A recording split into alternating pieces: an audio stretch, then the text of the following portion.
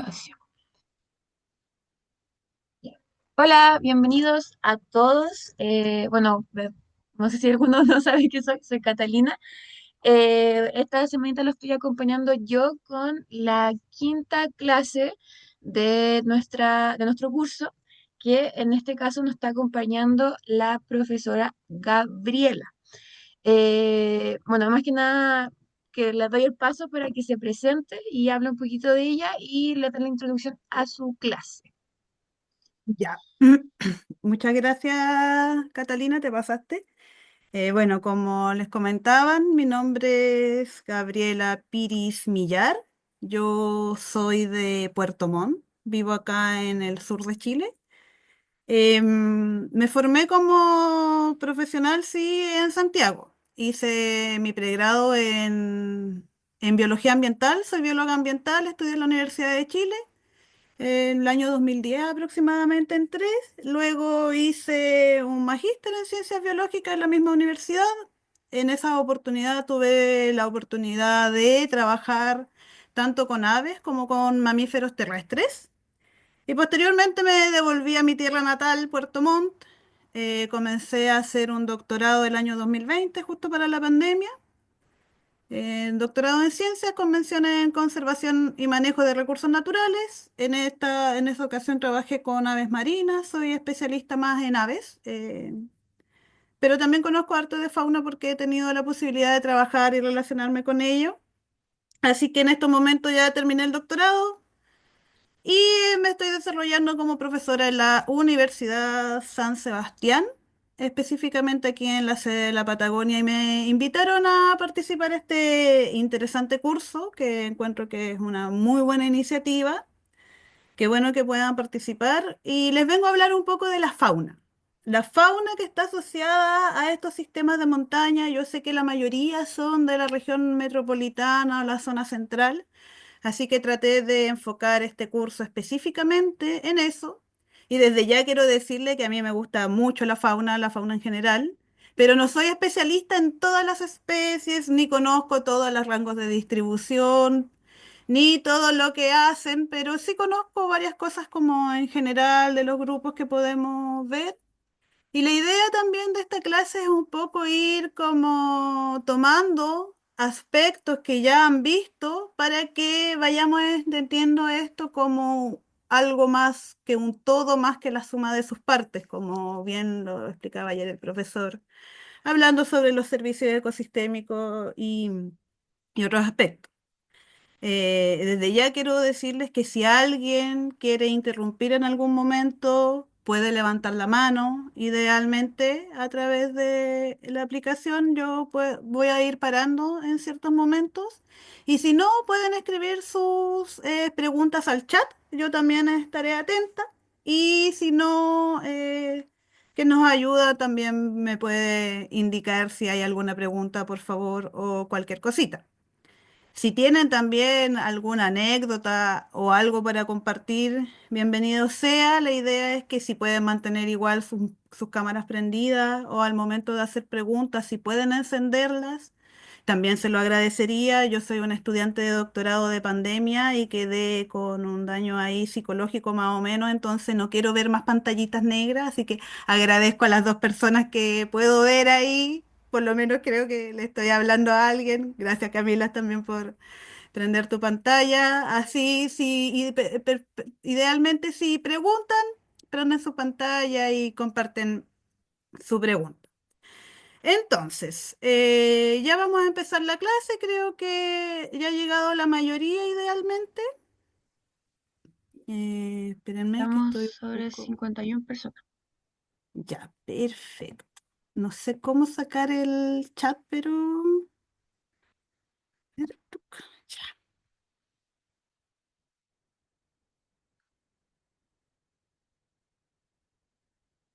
espérenme un segundo que quiero esconder una pantalla. Ay, sí, pues. Ya, entonces se me olvidó poner el nombre del módulo, pero es Fauna de los Andes Centrales. Como les dije, soy Gabriela Piri, bióloga ambiental, magíster en ciencias biológicas y doctora en ciencias con mención en conservación y manejo de recursos naturales. Los objetivos de este módulo son específicamente tres. Lo ideal es reconocer primero que ustedes sepan reconocer las principales especies de mamíferos, aves, reptiles, anfibios e invertebrados característicos de la cordillera de Chile Central. También que puedan comprender las relaciones tróficas de quién se come a quién y cómo se van relacionando las diferentes especies y ecológicas en las que participan estas especies, identificando roles como depredadores, presas, polinizadores, descomponedores y otros. Y también diferenciar especies nativas, endémicas y amenazadas, vinculando esta información con criterios básicos de conservación. En los módulos anteriores yo sé que ya indicaron que es una especie endémica y especie nativa, también exótica, entonces no voy a profundizar en tanto en esos temas. También sé que ustedes, creo que la mayoría son profesionales y ya deben haber visto algo de esto. Sin embargo, pueden preguntar las veces que sea necesario cualquier concepto que no le quede claro. Bueno, para empezar, yo quiero empezar de algo más general, que es hablar sobre la biodiversidad de nuestro país en general, ya que tenemos una alta biodiversidad, tenemos diferentes gradientes naturales, ya sea en altitud como en latitud, tenemos especies de flora y de fauna, también de funga adaptadas a estas condiciones y los diferentes tipos de identificación. Entonces, como marco general, ustedes saben que Chile concentra una biodiversidad única que está moldeada por varios aspectos, principalmente por nuestro aislamiento geográfico, por el tipo de clima mediterráneo que se da en la zona central y también por estos gradientes de diferentes altitudes bien marcados a través de cómo varían las condiciones climáticas, los pisos vegetacionales y otras variables ambientales. Entonces, para comprender el contexto en el que se desarrolla el hábitat y las características de los Andes centrales, nos va a permitir interpretar mucho mejor las especies de fauna que hay, cuáles son sus relaciones ecológicas y también conocer un poco más las necesidades de conservación que diferentes especies tienen. Entonces, como bien vieron y les dijeron en la primera clase, Chile es una isla biogeográfica. Básicamente, nos consideramos que estamos aislados por diferentes aspectos. Uno de los principales es la existencia de una diagonal árida en la parte más austral de Sudamérica, que básicamente está desde Perú, pasa por el norte de Chile y hacia la Patagonia Argentina, donde las precipitaciones son bastante bajas y existen zonas desérticas. Ustedes bien saben que el desierto de Atacama es uno de los desiertos más áridos del mundo y esa particularidad hace que toda nuestra flora y fauna desde hace mucho tiempo está aislada y aquí ha ido evolucionando y adaptándose a las condiciones. Entonces, por el norte tenemos esta barrera que es el desierto de Atacama, que es parte de la diagonal árida de Sudamérica. Por el este tenemos la presencia de la cordillera de los Andes, que es una cordillera que se formó hace unos millones de años en diferentes pulsos y que básicamente nos aisló del resto de Sudamérica. Por el sur tenemos el Paso Drake y la Antártica y por el oeste el Océano Pacífico. Así que este encierro geográfico ha permitido y ha favorecido varios procesos de especiación, es decir, que existan especies que solo están acá debido a estas condiciones y por ende altos niveles de endemismo, ya que solo las podemos encontrar en esta ubicación geográfica y en nuestro país exclusivamente. De diversos grupos biológicos, desde insectos, mamíferos, reptiles, aves. No tenemos muchas especies endémicas porque, como bien saben, la mayoría de las aves vuelan. Entonces, son capaces de traspasar estas barreras biogeográficas algunas especies. Los principales eventos adicionalmente que nos aislaron del resto del mundo, podemos empezar hace mencionar la separación de los continentes mediante la deriva continental, porque si bien saben, antes todos los continentes eran una sola gran masa de tierra que se llamaba Pangea. Luego esta se dividió en dos, en la Eurasia y Gondwana, y nosotros éramos parte de Gondwana, que es básicamente Sudamérica, la Antártica y Australia. Posteriormente, alrededor de la época del Cretácico, época de los dinosaurios, hasta el Paleógeno, hace aproximadamente entre 145.000 a 23.000 millones de años atrás, nos separamos de estos continentes. Primero se separó Australia, luego nos separamos de la Antártica y aquí quedamos aislados, pero con algunas especies que compartimos, por ejemplo, con Australia.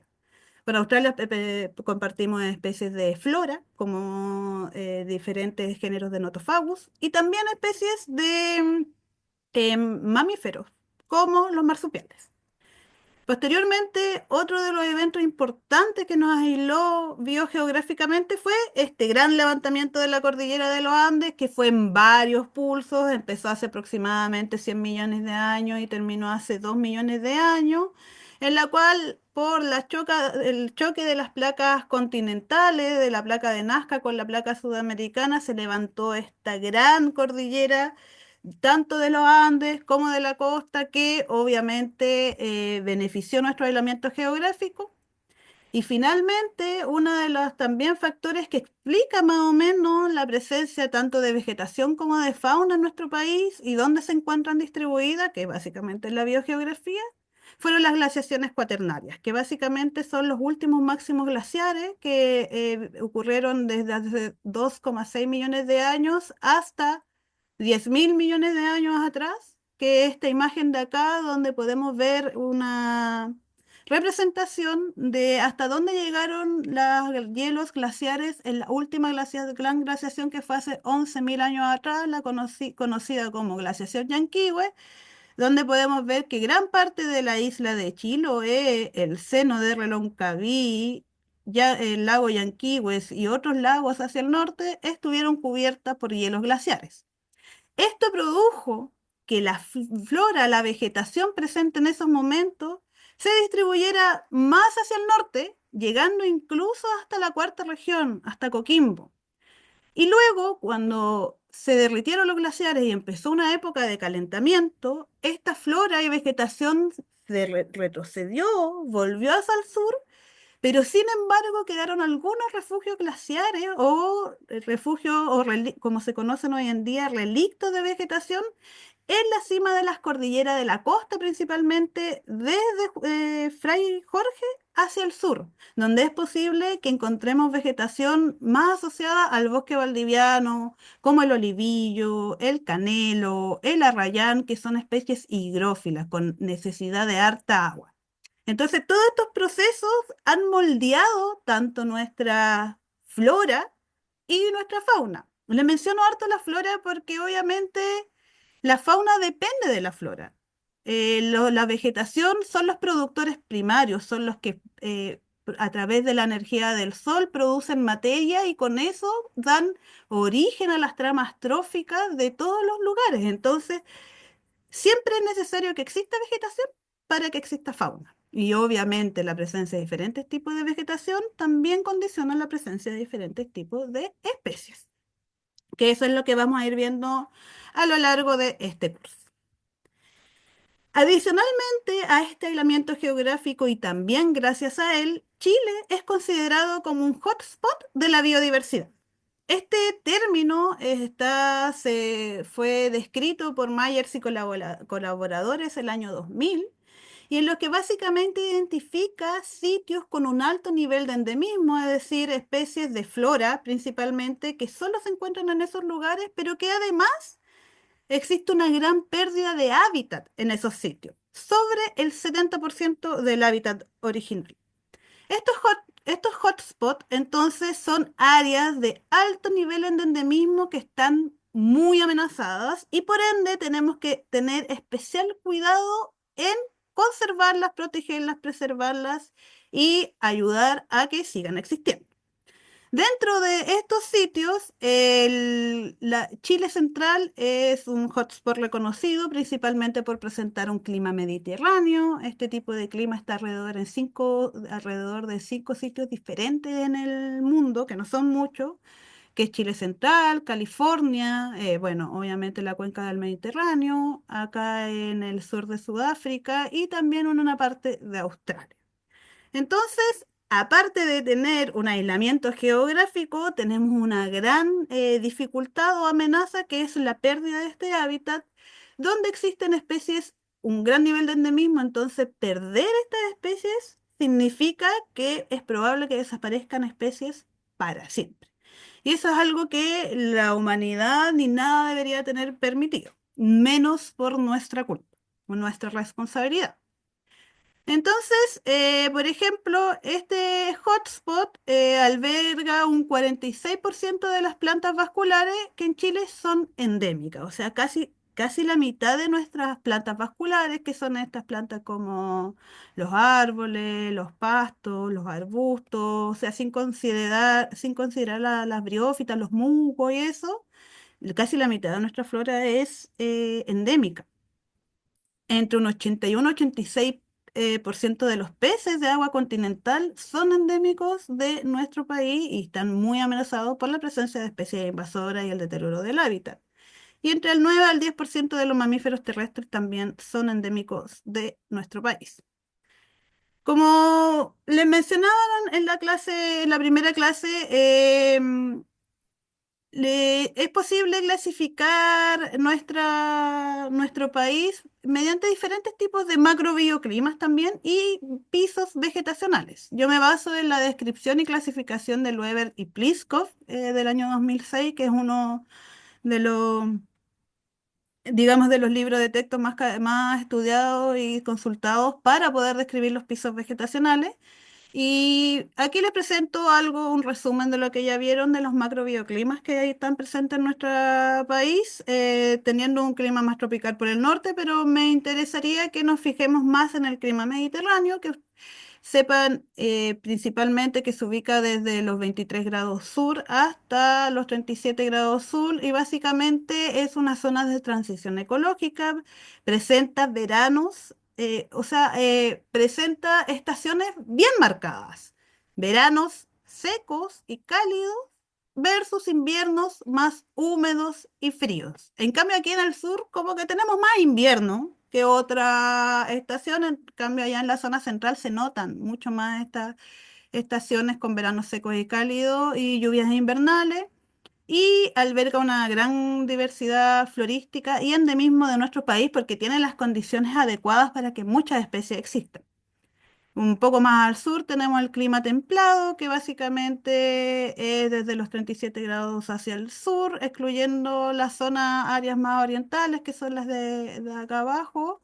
Tiene una fuerte influencia oceánica, donde el mar es un principal regulador de la temperatura, hay muchas lluvias abundantes, generalmente está dominado por bosques siempre verdes, que son estos que no tienen la hoja caduca, pero también hay algunas especies que botan sus hojas en invierno. Y finalmente en el extremo sur tenemos un clima antiboreal que es mucho más presente con temperaturas frías extremas, hay lugares más de estepa, que son poca vegetación y tundra, y también marca un límite de la vegetación continental. Dentro del macrobioclima mediterráneo existen diferentes pisos vegetacionales, que básicamente son conformaciones vegetales que se asocian entre especies características que van cubriendo diferentes sitios con diferentes características ambientales. En la zona de los Andes, principalmente los Andes del centro, podemos distinguir específicamente tres pisos vegetacionales de importancia. Desde la zona de menor altitud tenemos la parte del bosque esclerófilo mediterráneo andino, que yo sé que ya hablaron de esto, pero me gustaría retomarlo solo para que ustedes también lo tengan bien internalizado. Y básicamente son estas especies de hoja dura, resistente a la desecación, que tienen una forma arbórea y arbustiva bien estructurada, Y hay algunas especies características como el frangel, el guindillo, el coliguay, el péumo, el boldo. Eso está en las zonas más bajas, digamos. Una vez que empezamos a aumentar en altitud, podemos encontrar entonces un matorral más bajo, mediterráneo andino, que básicamente está en el sector medio alto de la cordillera. Entonces, a medida que aumentamos la altitud, las especies se van haciendo más pequeñas, como adaptación obviamente a las condiciones climáticas de la montaña.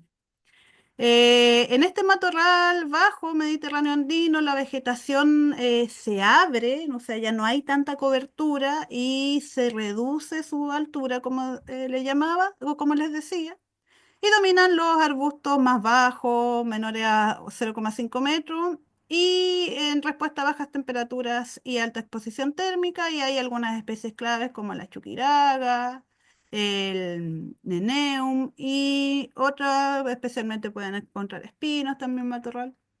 Y finalmente la zona más alta andina podemos encontrar el herbazal mediterráneo andino, que es, tenemos a una zona donde está ya el máximo de alta altitud, casi llegando al límite de la vegetación.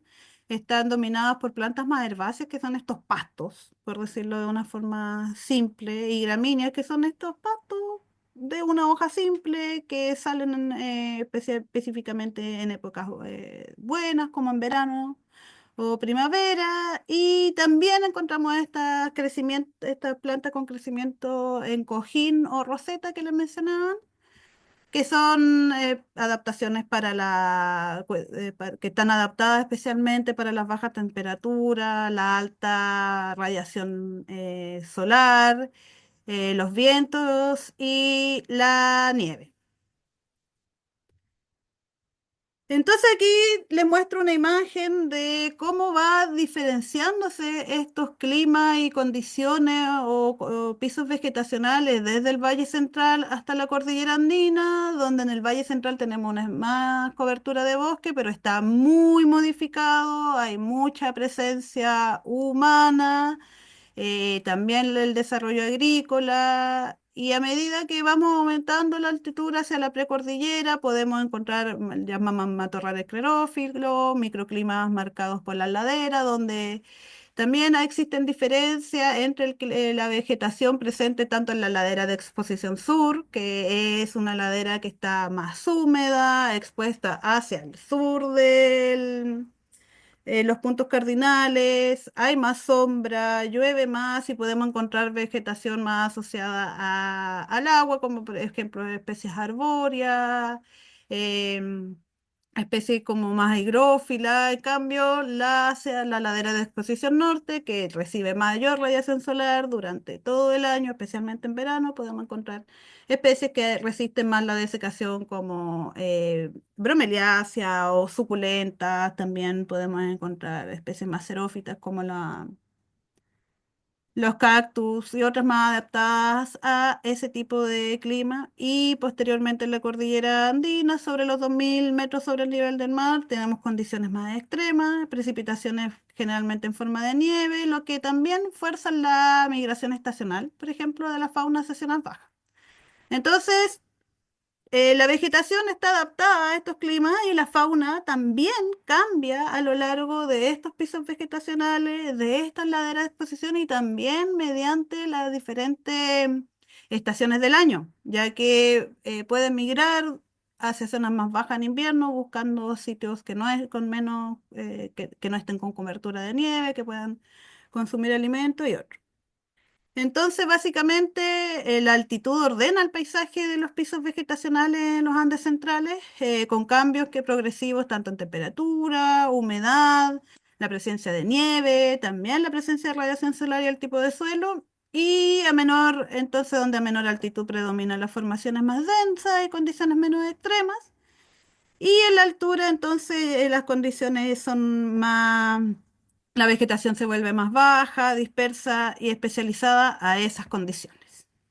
Y aquí encontré un trabajo que les dejé por ahí el link. Es un trabajo súper lindo que a mí me encanta, donde muestran diferentes cuencas, en este caso del río Maipo y aquí del río Yeso, donde podemos ver cómo aumenta la altitud y también aumenta la distancia desde donde lo miden y van observando cómo van cambiando la vegetación a medida que aumenta la altura. Y clasifican en estos diferentes tipos vegetacionales. Entonces, esto, si no me equivoco, lo medieron desde Santiago por la cuenca del río Maipo hacia arriba, cercano desde los 800 hasta pasaditos los 1000 metros, podemos observar que hay un matorral esclerófilo con especies más arbóreas, más altas, que a medida que va aumentando la altura se vuelve un matorral más subandino, un poco más pequeño. Luego encontramos matorrales andinos con especies ya más especializadas, como esta especie en cojín o especies más suculentas. Y finalmente arriba la estepa andina y el desierto alto andino. Lo malo de este trabajo es que la calidad que hay es esta, no, porque es solo encontré el trabajo como con una foto. Entonces, esto fue lo que pude lograr, pero aquí igual se entienden un poco las tipos de las especies que hay, Cryptocaria alba, las escalonias, y ahí ustedes pueden ir viendo cómo la vegetación va cambiando, de especies más arbóreas, más grandes, va disminuyendo, se van volviendo más especializadas. Hay hartas de estas plantas en cojín que son facilitadoras, o sea, permiten que más especies estén cerca de ella y que aumente la diversidad. Entonces, esto es un ejemplo de un trabajo donde se puede observar cómo va cambiando la vegetación a medida que aumenta la altura y también cómo es en diferentes cuencas. Entonces, a medida que aumenta la altitud, disminuye la temperatura cerca de 0,6 a 0,7 grados cada 100 metros, aumenta la exposición al viento, los vientos también se van haciendo más pronunciados. Y aquí está cómo va bajando la temperatura con la altitud. También la presencia de oxígeno disminuye a medida que aumentamos la altitud. La radiación solar aumenta y también las precipitaciones tienden a hacerse más en presencia de nieve. Todas estas condiciones entonces producen que en general la productividad biológica, como reconocida como la productividad primaria, la presencia de vegetación, vaya disminuyendo y generalmente se acortan a más que nada las temporadas favorables como primavera, verano, y son un filtro para las especies que pueden sobrevivir y reproducirse en cada nivel. Entonces, las especies presentes en la cordillera tienen diferentes adaptaciones que las permiten estar ahí. En este caso, tanto las plantas como los animales. Y ya entrando a lo que vinimos, digamos, es que entender más a la fauna que está asociada a estos ecosistemas.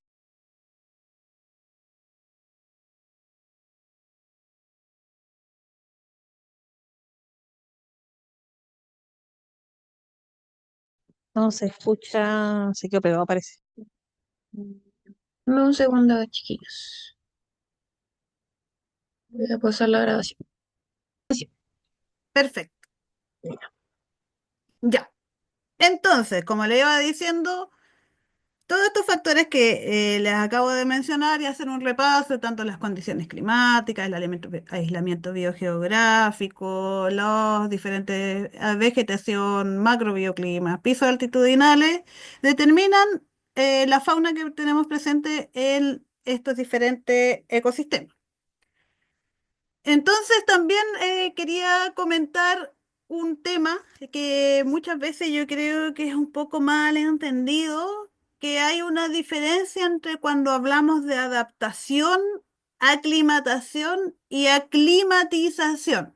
Ya, yo sé que suenan similares, pero para una persona que es biólogo, generalmente que tiene esa formación y que también, o que trabajan con fauna, es importante hacer diferencia, o con seres vivos en realidad. En general, nosotros hablamos de adaptaciones cuando tenemos rasgos que son heredables entre los diferentes individuos, ya sean un rasgo morfológico de la forma del cuerpo, fisiológico, no sé, la capacidad de concentrar oxígeno en la sangre o el nivel de hematocrito, y conductuales, diferentes tipos de conducta que básicamente aumentan la sobrevivencia y reproducción o éxito reproductivo de la especie en un ambiente determinado. Porque entiendan que todas las especies vienen a esta vida a sobrevivir y reproducirse.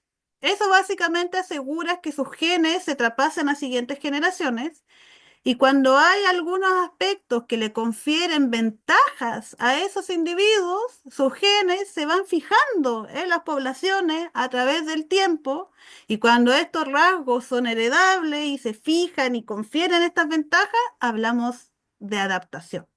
Es un proceso que tiene a largo plazo, ya varias generaciones. Entonces, si yo les digo que aquí hay animales adaptados a las condiciones de montaña, es porque han vivido mucho tiempo ahí, se han desarrollado, están aislados y tienen condiciones morfológicas, conductuales y fisiológicas específicas que les permiten sobrevivir y reproducirse más en esos ambientes. ¿Ya?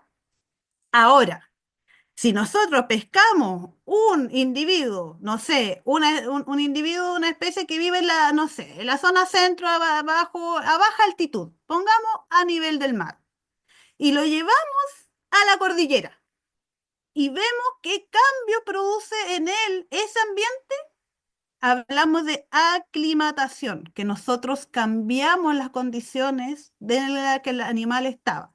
Y aclimatación lo decimos específicamente para condiciones de laboratorio, ¿ya? Son condiciones medidas, todo bien, como todo homogéneos, temperatura, humedad, todo medido. Y la aclimatización es cuando ocurre por procesos naturales. Por ejemplo, migración de alguna especie, se perdió y llegó a la cordillera, o ustedes como animales, seres humanos, nosotros que somos, cuando vamos a la cordillera y nos exponemos a las diferentes condiciones específicas de esos ambientes y se producen cambios en nosotros, hablamos de aclimatización. ¿Ya? Yo sé que todos dicen aclimatación y está bien, pero para un biólogo y fauna es bueno hacer esa diferencia entre condiciones de laboratorio y condiciones naturales. Pero entiendan que un individuo como un humano que sube a la cordillera, vive ahí tiempo y se aclimata y después baja, esas condiciones, eso que logró, no sé, se adaptó, se aclimató a la altura a través de, no sé, concentra más oxígeno, respira la frecuencia respiratoria, la frecuencia cardíaca. Esos rasgos no los va a heredar a sus hijos. Pero en cambio, los Sherpas que viven en condiciones de alta montaña, es obvio que tienen rasgos heredables que le permitieron adaptarse a esa situación.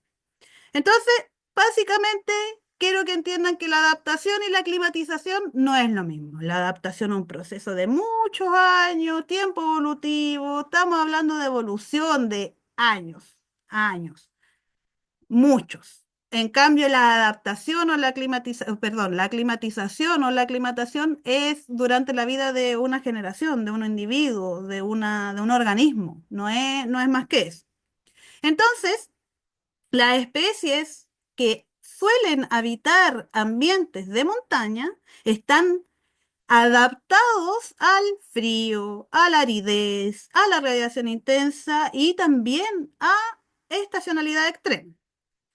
Algunas de las adaptaciones que podemos encontrar en especies de montaña son, por ejemplo, los mamíferos tener el pelaje denso. Básicamente, los aíslas del frío. ¿Ya? En este ejemplo tenemos aquí a la vizcacha, que tiene un mamífero, un roedor, que tiene el pelaje denso, que suele también utilizar refugios estratégicos en el paisaje, como grietas o condiciones que le permiten entonces aislarse de las condiciones climáticas.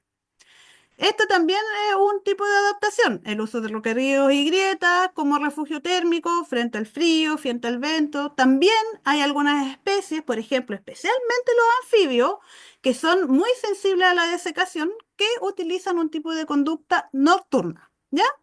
Esto le permite reducir, por ejemplo, la pérdida de humedad y también el estrés ambiental, tanto por la radiación, por el viento y por las otras condiciones. En este caso tenemos, por ejemplo, el sapo espinoso. Existen otros animales que tienen adaptaciones mediante la termorregulación conductual. La termorregulación es cuando los animales regulan su temperatura corporal mediante diferentes mecanismos. En general tenemos dos grupos de animales que se conocen como ectotermos y endotermos, y más coloquialmente como de sangre fría y de sangre caliente.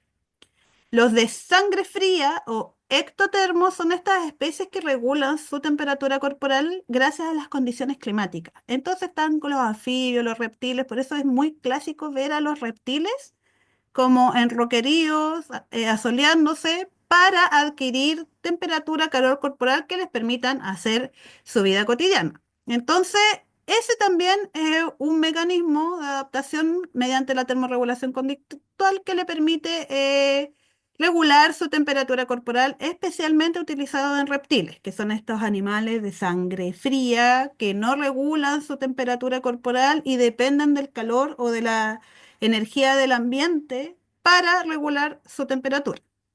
Y esto es lo que le mencionaba como la fisiología ectoterma, que es aprovechar esta temperatura ambiental y reducir el gasto energético de los animales. Es una estrategia muy utilizada por anfibios y también por reptiles, principalmente por reptiles. En cambio, por ejemplo, las aves y mamíferos que sí regulan su temperatura corporal tienen un gasto energético mucho más alto, porque regular la temperatura corporal, así como nosotros nos mantenemos a 36 grados, conlleva un gasto energético bastante alto. Entonces, en ese caso, en condiciones donde no sobra la energía, termorregularse conductualmente y tener una fisiología ectoterma también es un beneficio.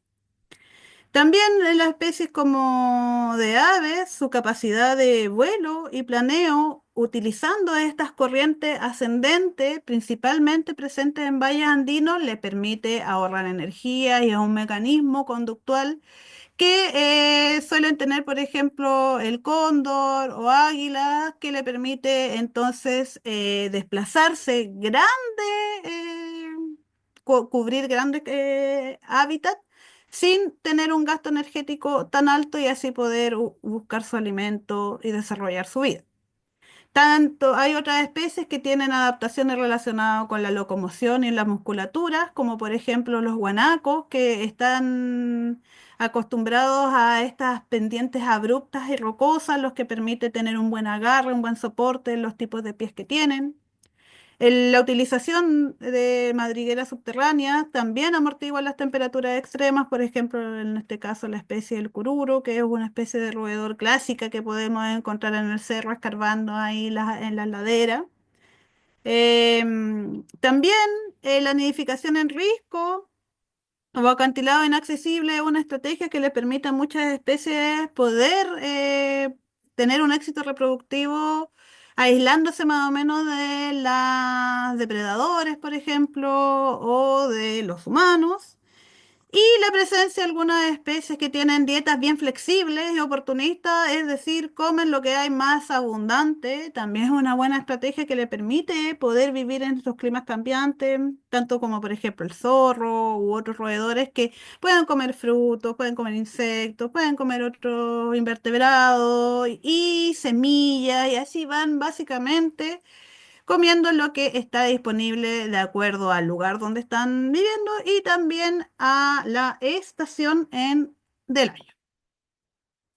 Ahora es importante reconocer que las especies no están solas en el hábitat o en el ecosistema.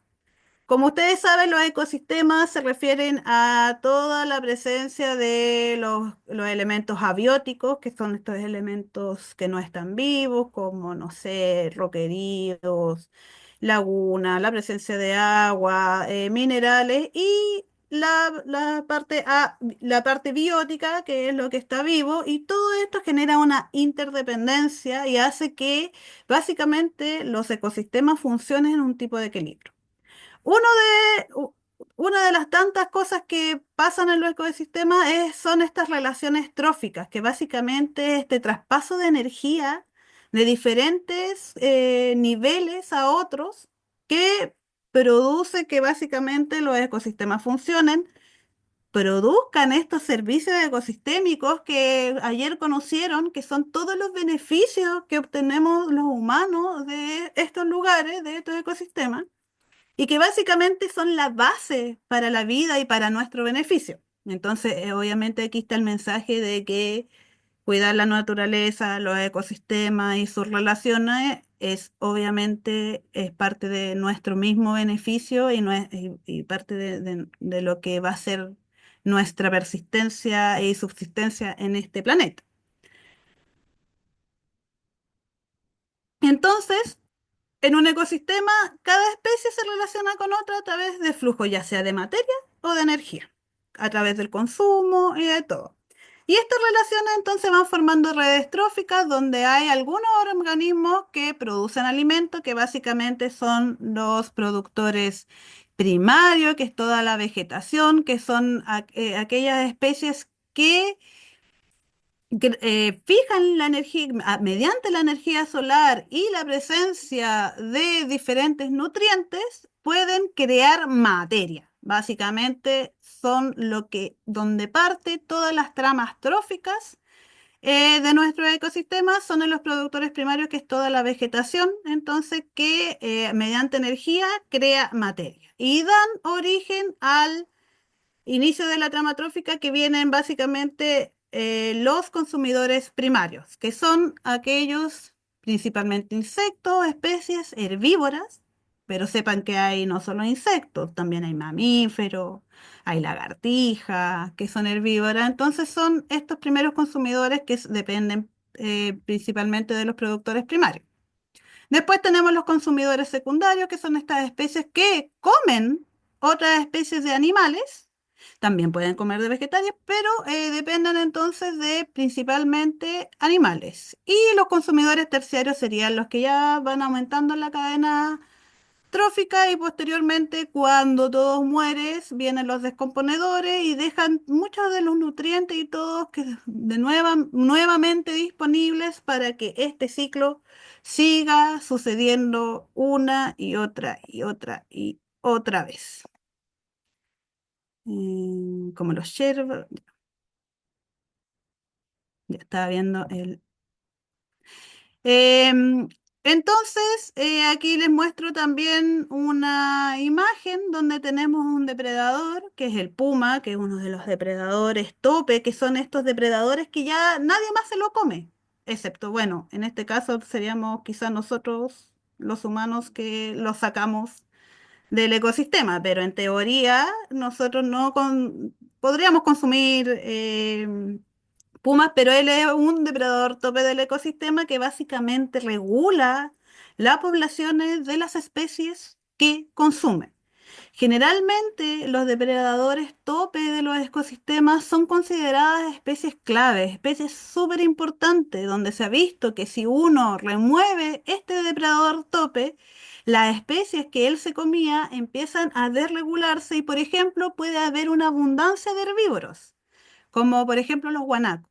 Y esta abundancia de herbívoros puede producir una disminución, obviamente, del pasto.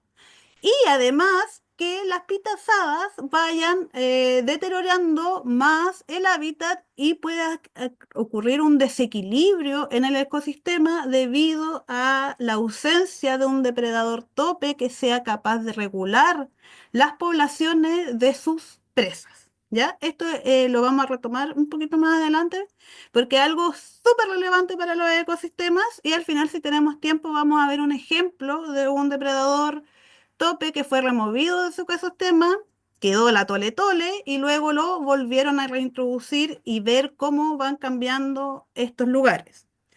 Hace poco vi un documental de National Geographic donde mencionaban que el puma en las estepas de la Patagonia era un depredador tope clave del ecosistema y que si tienen la posibilidad de verlo, se los recomiendo. Bien interesante de cómo la reintroducción del puma en muchas áreas de la Patagonia ha producido este volver al equilibrio anterior donde tenemos la capacidad de observar una mayor diversidad de especies en los ecosistemas cuando los depredadores tope están presentes. Entonces, dentro de las tramas tróficas y las interacciones ecológicas, podemos diferenciar diferentes tipos de interacciones.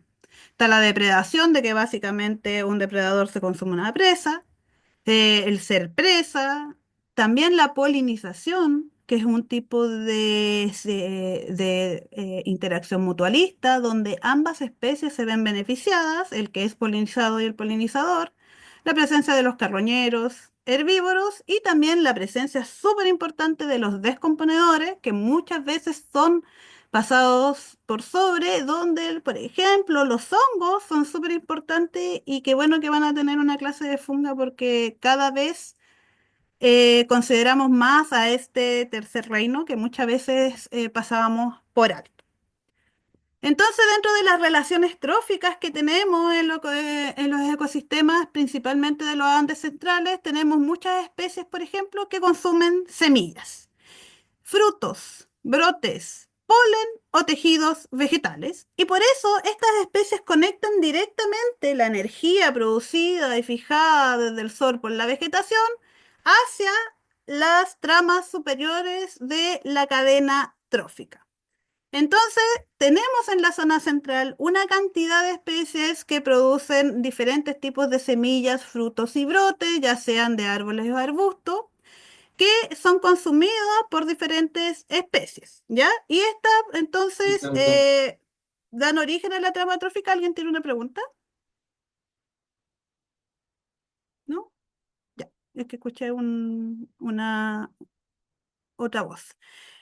Entonces, las especies que son herbívoras, que son los consumidores primarios, en este caso aquí vemos un zorzal comiendo un fruto. El zorzal es una de las especies de aves más importantes en la dispersión de semillas de los bosques, tanto de la zona central como del sur. Está presente todo el año y de hecho hay muchas especies que aumenta, en la que las semillas aumentan la capacidad de florecer, o sea, de germinar, al pasar por el tracto digestivo de las especies, porque producen diferentes procesos físico-químicos que ayudan a la semilla a ser más fértil. Entonces, la dispersión de semillas es una función clave que realizan muchos herbívoros y también aves, mamíferos, insectos, y que conectan entonces, empiezan a mover esta energía a través de las tramas tróficas que conocemos en los diferentes ecosistemas.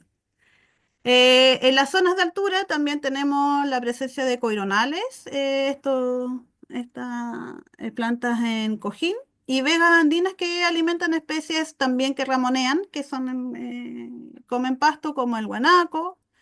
Mientras también tenemos diversos roedores que consumen semillas y materia vegetal. Aquí puse también un fiofío, que es una especie migratoria, viene a nuestro país específicamente en la época de primavera-verano.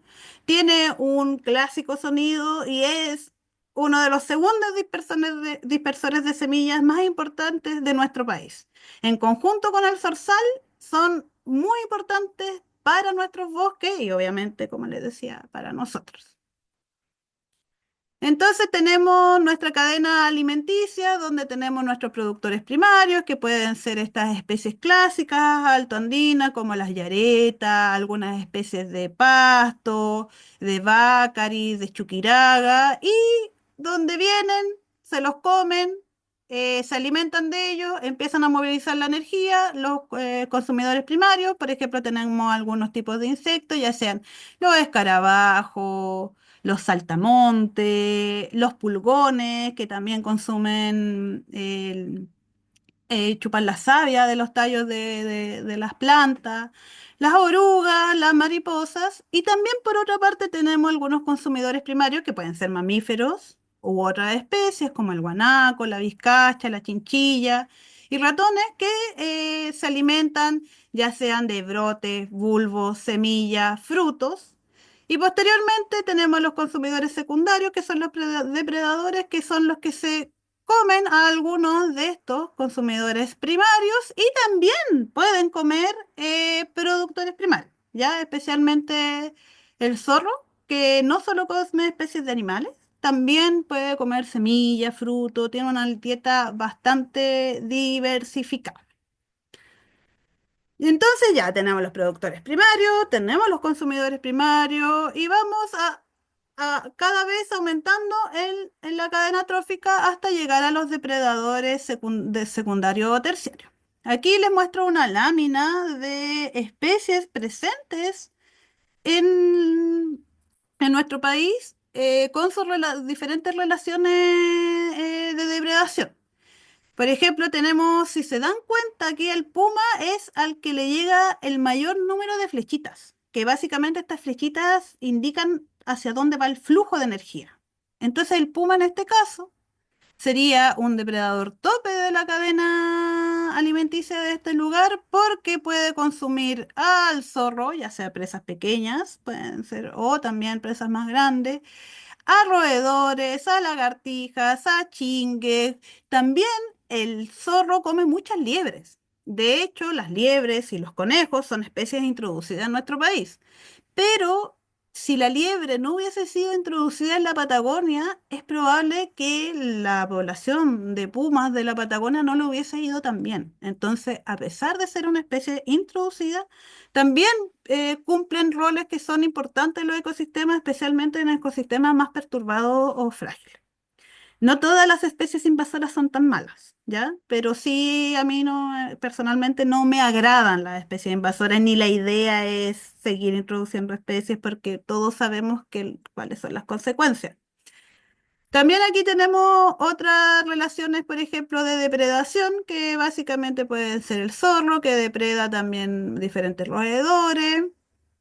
Y bueno, las aves rapaces, en general, como el águila, capturan diferentes tipos de alimentos. Pueden ser insectos como artrópodos, micromamíferos, reptiles, anfibios. Entonces, regulan las poblaciones de estas especies.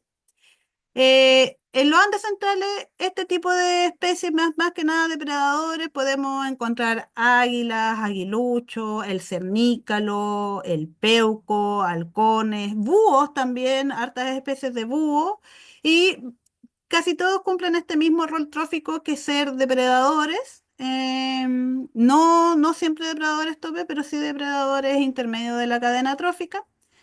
Y también tenemos algunos reptiles como la iguana chilena y las culebras que actúan como depredadores más intermedios al consumir insectos, otras aves, anfibios, reptiles y pequeños mamíferos.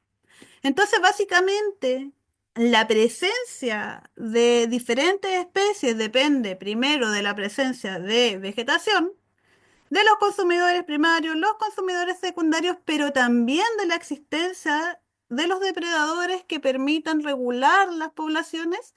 Y si tenemos un ecosistema donde tenemos una trama trófica bien compleja, con hartas especies, bien biodiversa, es probable que los servicios ecosistémicos que presta ese ecosistema sean mucho más redundantes, o sea, sean mucho más firmes. Si se pierde una especie, quizás pueda seguir existiendo. Ahora, si tenemos tramas tróficas cortas con especies que son muy importantes y esa especie llega a desaparecer del ecosistema, los efectos pueden ser considerables. En este sentido, quería comentarles este concepto de especie clave que se ha venido desarrollando los últimos 20, sí, más o menos 20, 30 años, especialmente en con una visión de la conservación de los ecosistemas. ¿Ya? La conservación desde los años 60 en adelante ha tomado harto auge porque los humanos por fin entendimos que la presencia de diferentes especies es súper importante para nuestro bienestar. Desde esos movimientos y también desde lo de los científicos se han desarrollado conceptos que nos permiten identificar especies que al ser protegidas permiten proteger un área mucho más grande que si no se les considerara. Las especies clave son estas especies que consideramos que tienen un impacto en el ecosistema desproporcionadamente alto en relación a su abundancia o biomasa.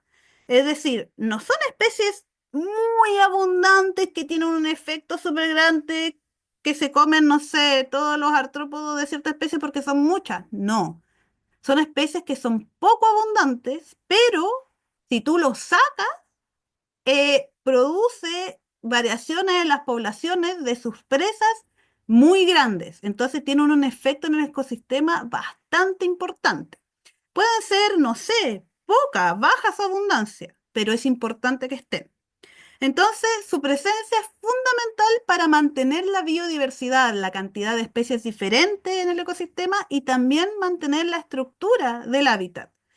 Así, conservando las funciones biológicas, manteniendo la biodiversidad en sus diferentes niveles de atributos. Entonces, si estas especies desaparecen, provocan estos efectos en cadena que pueden alterar o colapsar casi todo el ecosistema. Algo así sucedió con los cisnes de Valdivia 2004. Espero que ustedes se acuerden porque mis estudiantes universitarios nacieron ese año, así que básicamente no recuerdan esto. Así que espero que este ejemplo me sirva para ustedes. Cuando ocurrió el 2004, la mortalidad muy grande de cisnes en Valdivia fue básicamente porque desapareció su principal presa, que era la Egeria densa, que es una macrófita, una planta acuática que era su alimento. Y los disturbios en el hábitat produjo que desapareciera ese pasto y ocurrió este desequilibrio máximo en el ecosistema.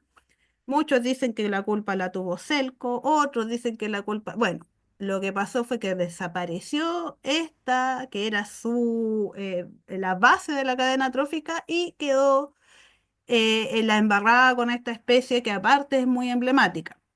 Entonces, las especies clave no siempre son depredadores tope, pero sí son estas especies que son muy importantes para el ecosistema. Tienen este impacto desproporcionado, como les decía, que aunque pueden ocupar un pequeño porcentaje de la biomasa total en el ecosistema, controlan todo lo que es la estructura y funcionamiento de la comunidad ecológica. Esto quiere decir, controlan los tamaños poblacionales de las especies presentes en ese ecosistema. Generalmente tienen una baja redundancia funcional. ¿Qué quiere decir esto? Que son especies que cumplen un rol único en el ecosistema y que si llegan a extinguirse o desaparecer, no hay ninguna otra especie que pueda ocupar su lugar. Y esto lleva a un cambio radical en el entorno. Por ejemplo, si tenemos un lugar donde existan, no sé, las tres especies de zorro de Chile, está no sé si existe algún lugar donde estén las tres, pero imaginemos que está el culpeo, el chilla y el zorro chilote. Es probable que si algo llegara a pasar y desaparece una de esas especies de zorro, el ecosistema no sufra tanto porque hay otras dos especies de zorro que pueden cumplir una función similar en el ecosistema. Perdemos riqueza de especies, pero no perdemos función. Cuando estamos hablando de especies clave, quiere decir que si esta especie desaparece, nadie la reemplaza. No hay otro. Y suele pasar en muchos lugares donde, como les digo, el puma está presente. Si al puma lo sacan, no hay alguien que lo reemplace. Porque los zorros no cumplen la misma función que el puma, por ejemplo, o no pueden llegar a cumplirla al nivel que lo cumplen. Entonces eso quiere decir que hay una baja redundancia funcional en los ecosistemas donde estas especies son clave. Ocurre este efecto dominó que les mencionaba, que su eliminación afecta directamente a muchas otras especies presentes en ese ecosistema, modificando toda la red trófica y el equilibrio del hábitat. Y adicionalmente, relacionado con la diversidad de roles, estas especies claves pueden actuar como depredador tope, por ejemplo, las nutrias marinas o los huillines, chungungos. Los chungungos son especies depredadoras clave que cuando están presentes mantienen la diversidad del ecosistema marino mucho mayor que cuando no están. Y también pueden ser estas especies que son consideradas ingenieros del ecosistema, por ejemplo, los castores que modifican los paisajes o los polinizadores y dispersores de semillas. Acá en Chile una especie clave bien reconocida es el loco. El loco, que es esta especie de marisco que vive en el intermareal de mucha de la costa de Chile. Se dieron cuenta que era una especie clave cuando casi lo llevaron a la extinción en los años, entre los años 80 y 90, en la que su desaparición o extracción muy grande desde las costas de Chile produjo un desequilibrio donde antes, cuando estaba, no sé, tú podías encontrar choritos, erizos, almejas, cholga, diferentes tipos de algas, más peces, pero cuando los sacaron, llegaron los erizos, no tenían un competidor, eh, ocuparon todo el lugar, la roca disponible y bajó la diversidad y tú ya no podías encontrar entonces las mismas especies que antes habían. Chile ha invertido años y muchos millones en tratar de reproducir el loco y no ha funcionado. Entonces hay algo que ocurre solo en los ecosistemas de manera natural que permite que esta especie clave exista en estos ecosistemas donde es muy importante.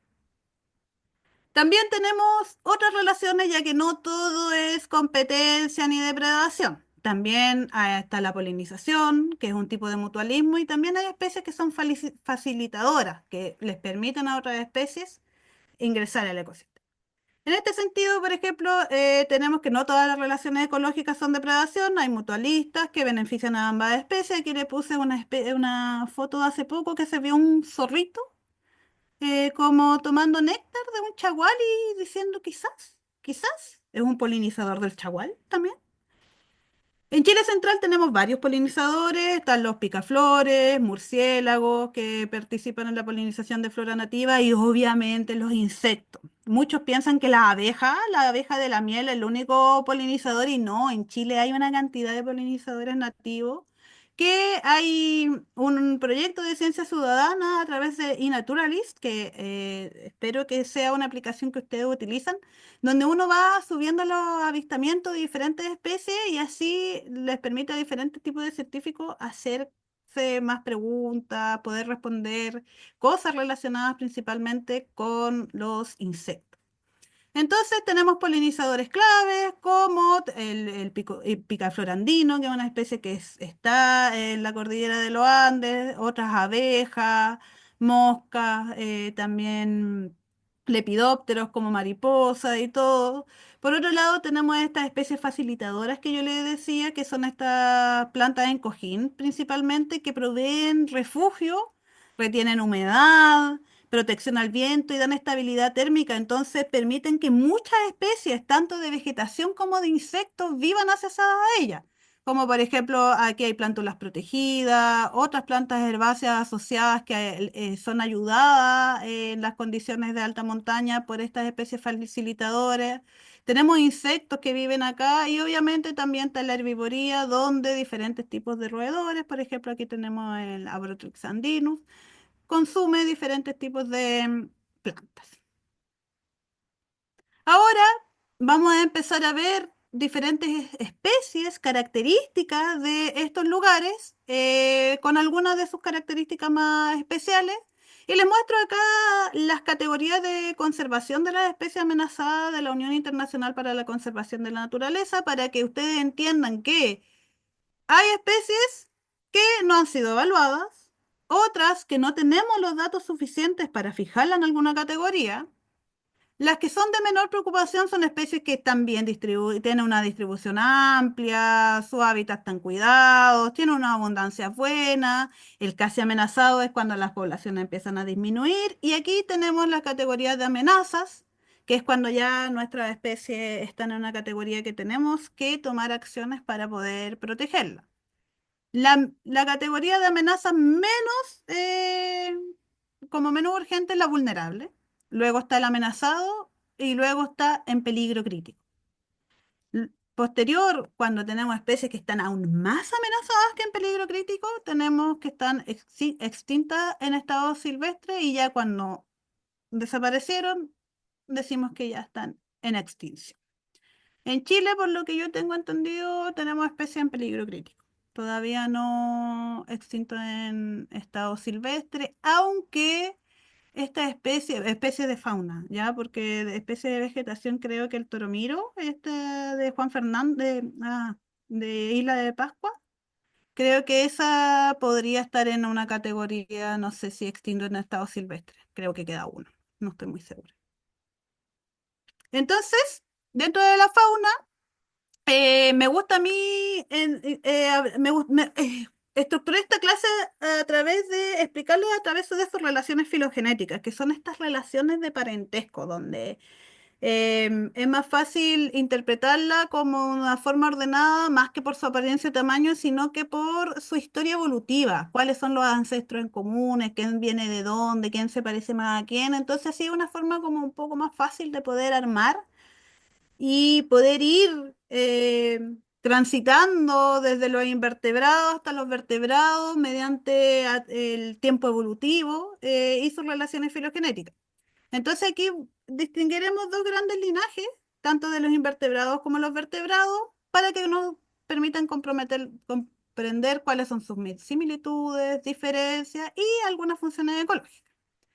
Dentro de los invertebrados, por ejemplo, tenemos insectos y arácnidos, que son los grupos más los grupos de insectos son los grupos más diversificados que hay en el mundo. Hay una cantidad de especies de insectos.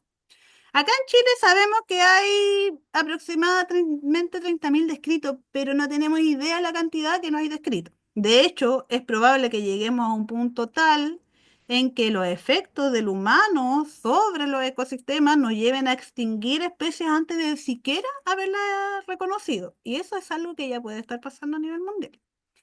En los arácnidos tenemos más de 5.000 especies y entre los vertebrados tenemos más basales a los peces, que de los cuales tenemos más de un 50% de endemismo. Los anfibios, que también tenemos una gran cantidad de endemismos, cerca del 67% de las especies de anfibios son endémicas y los reptiles un 66%. En aves en general tenemos una alta diversidad, aproximadamente 500 especies, pero un bajo endemismo. Ustedes saben, las aves vuelan, no es fácil que estén restringidas a nuestro país nomás. Y mamíferos tenemos aproximadamente 110 especies con un 10% de endemismo. Aquí les muestro entonces otro mapa de las relaciones filogenéticas, que son estas relaciones de parentesco y ancestro común entre las especies. Y mencionarle que en este grupo de los cordados están los vertebrados. Todos estos de acá abajo son invertebrados, donde tenemos las esponjas, las medusas, los gusanos planos, los moluscos, gusanos redondos, nemátodos, que son casi todos estos parásitos, los artrópodos, donde tenemos los insectos, los equinodermos, todos esos son invertebrados. Los vertebrados son los que están dentro de los cordados. Dentro de los invertebrados tenemos una diversidad gigante, así que básicamente yo me voy a centrar en tres grupos que creo que son relevantes que ustedes conozcan y puedan estar atentos ahí a poder observar las especies, reconocerlas, verlas dónde están, a qué, no sé, flora, vegetación están asociadas, a qué altura las pueden ver. Dentro de los invertebrados, los tres principales grupos que tenemos son los artrópodos, que son todos estos animales que tienen cuerpos como por segmentos, con un exoesqueleto, que es esta parte de afuera dura, y patas articuladas, que incluyen los insectos, los arácnidos, los crustáceos. Suelen presentar este crecimiento por mudas que hacen su exoesqueleto durito hasta cierto tamaño y después ellos tienen que seguir creciendo y ¡pum! Mudan todo su esqueleto y queda el exoesqueleto y quedan ahí. En araña es clásico porque queda como la muda ahí solita, seca. También pasa harto en reptiles y otros. Y bueno, tienen una gran diversidad de formas y funciones ecológicas. Dentro de los artrópodos, bueno, tenemos consumidores primarios, consumidores secundarios, son presas, generan mucho movimiento de la energía en los ecosistemas, también reciclan nutrientes, entonces son bastante importantes. En los anélidos, en cambio, tenemos gusanos, que son estos gusanos de cuerpo blando, clásicos que hay en la Tierra, están claramente segmentados, tienen una musculatura bien desarrollada. Hay entre los que destcan están las lombrices de tierra clásicas, También hay algunos anélidos acuáticos y estos básicamente son los que ayudan a airear el suelo, a reciclarlo. Siempre que vean un suelo donde hay gusanos, es un suelo bueno, que tiene nutrientes, está más aireado, es más poroso, probablemente retenga más agua. Y también otro grupo de invertebrados importantes son los moluscos, que son estos invertebrados de cuerpo blando, a menudo están protegidos por una concha calcárea, a menudo, no todos. Tienen un pie muscular para desplazarse o excavar y un manto que secreta la concha. Incluyen caracoles, babosas y bivalvos también como choritos y almejas. Aquí adentro de los artrópodos principales de los Andes centrales tenemos las arañas pollito o también tarántulas, le dicen, que generalmente son de dos especies o dos géneros. La Eut- Eut- Euatlus y la araña pollito, esta clásica, la Gramostola rosea, que yo creo que más de alguno lo puede haber observado en su viajes, son de gran tamaño, quiero decirles que no son venenosas, no hacen nada, lo más estos quelíceros, que son estos pelitos que tienen, pueden ser un poco urticantes para algunas personas, pero no te matan. Aquí la que te mata es la araña de rincón y la viuda negra quizás te puede hacer algo de daño, y la del trigo, que es una que apareció hace poco. También tenemos especies de escorpiones que suelen verse en la cordillera, hay harto cuidado porque también puede llegar a ocasionar alguna alergia o una hipersensibilidad, y son súper interesantes cuando uno lo ilumina con luz ultravioleta, se ven unas formas bien particulares.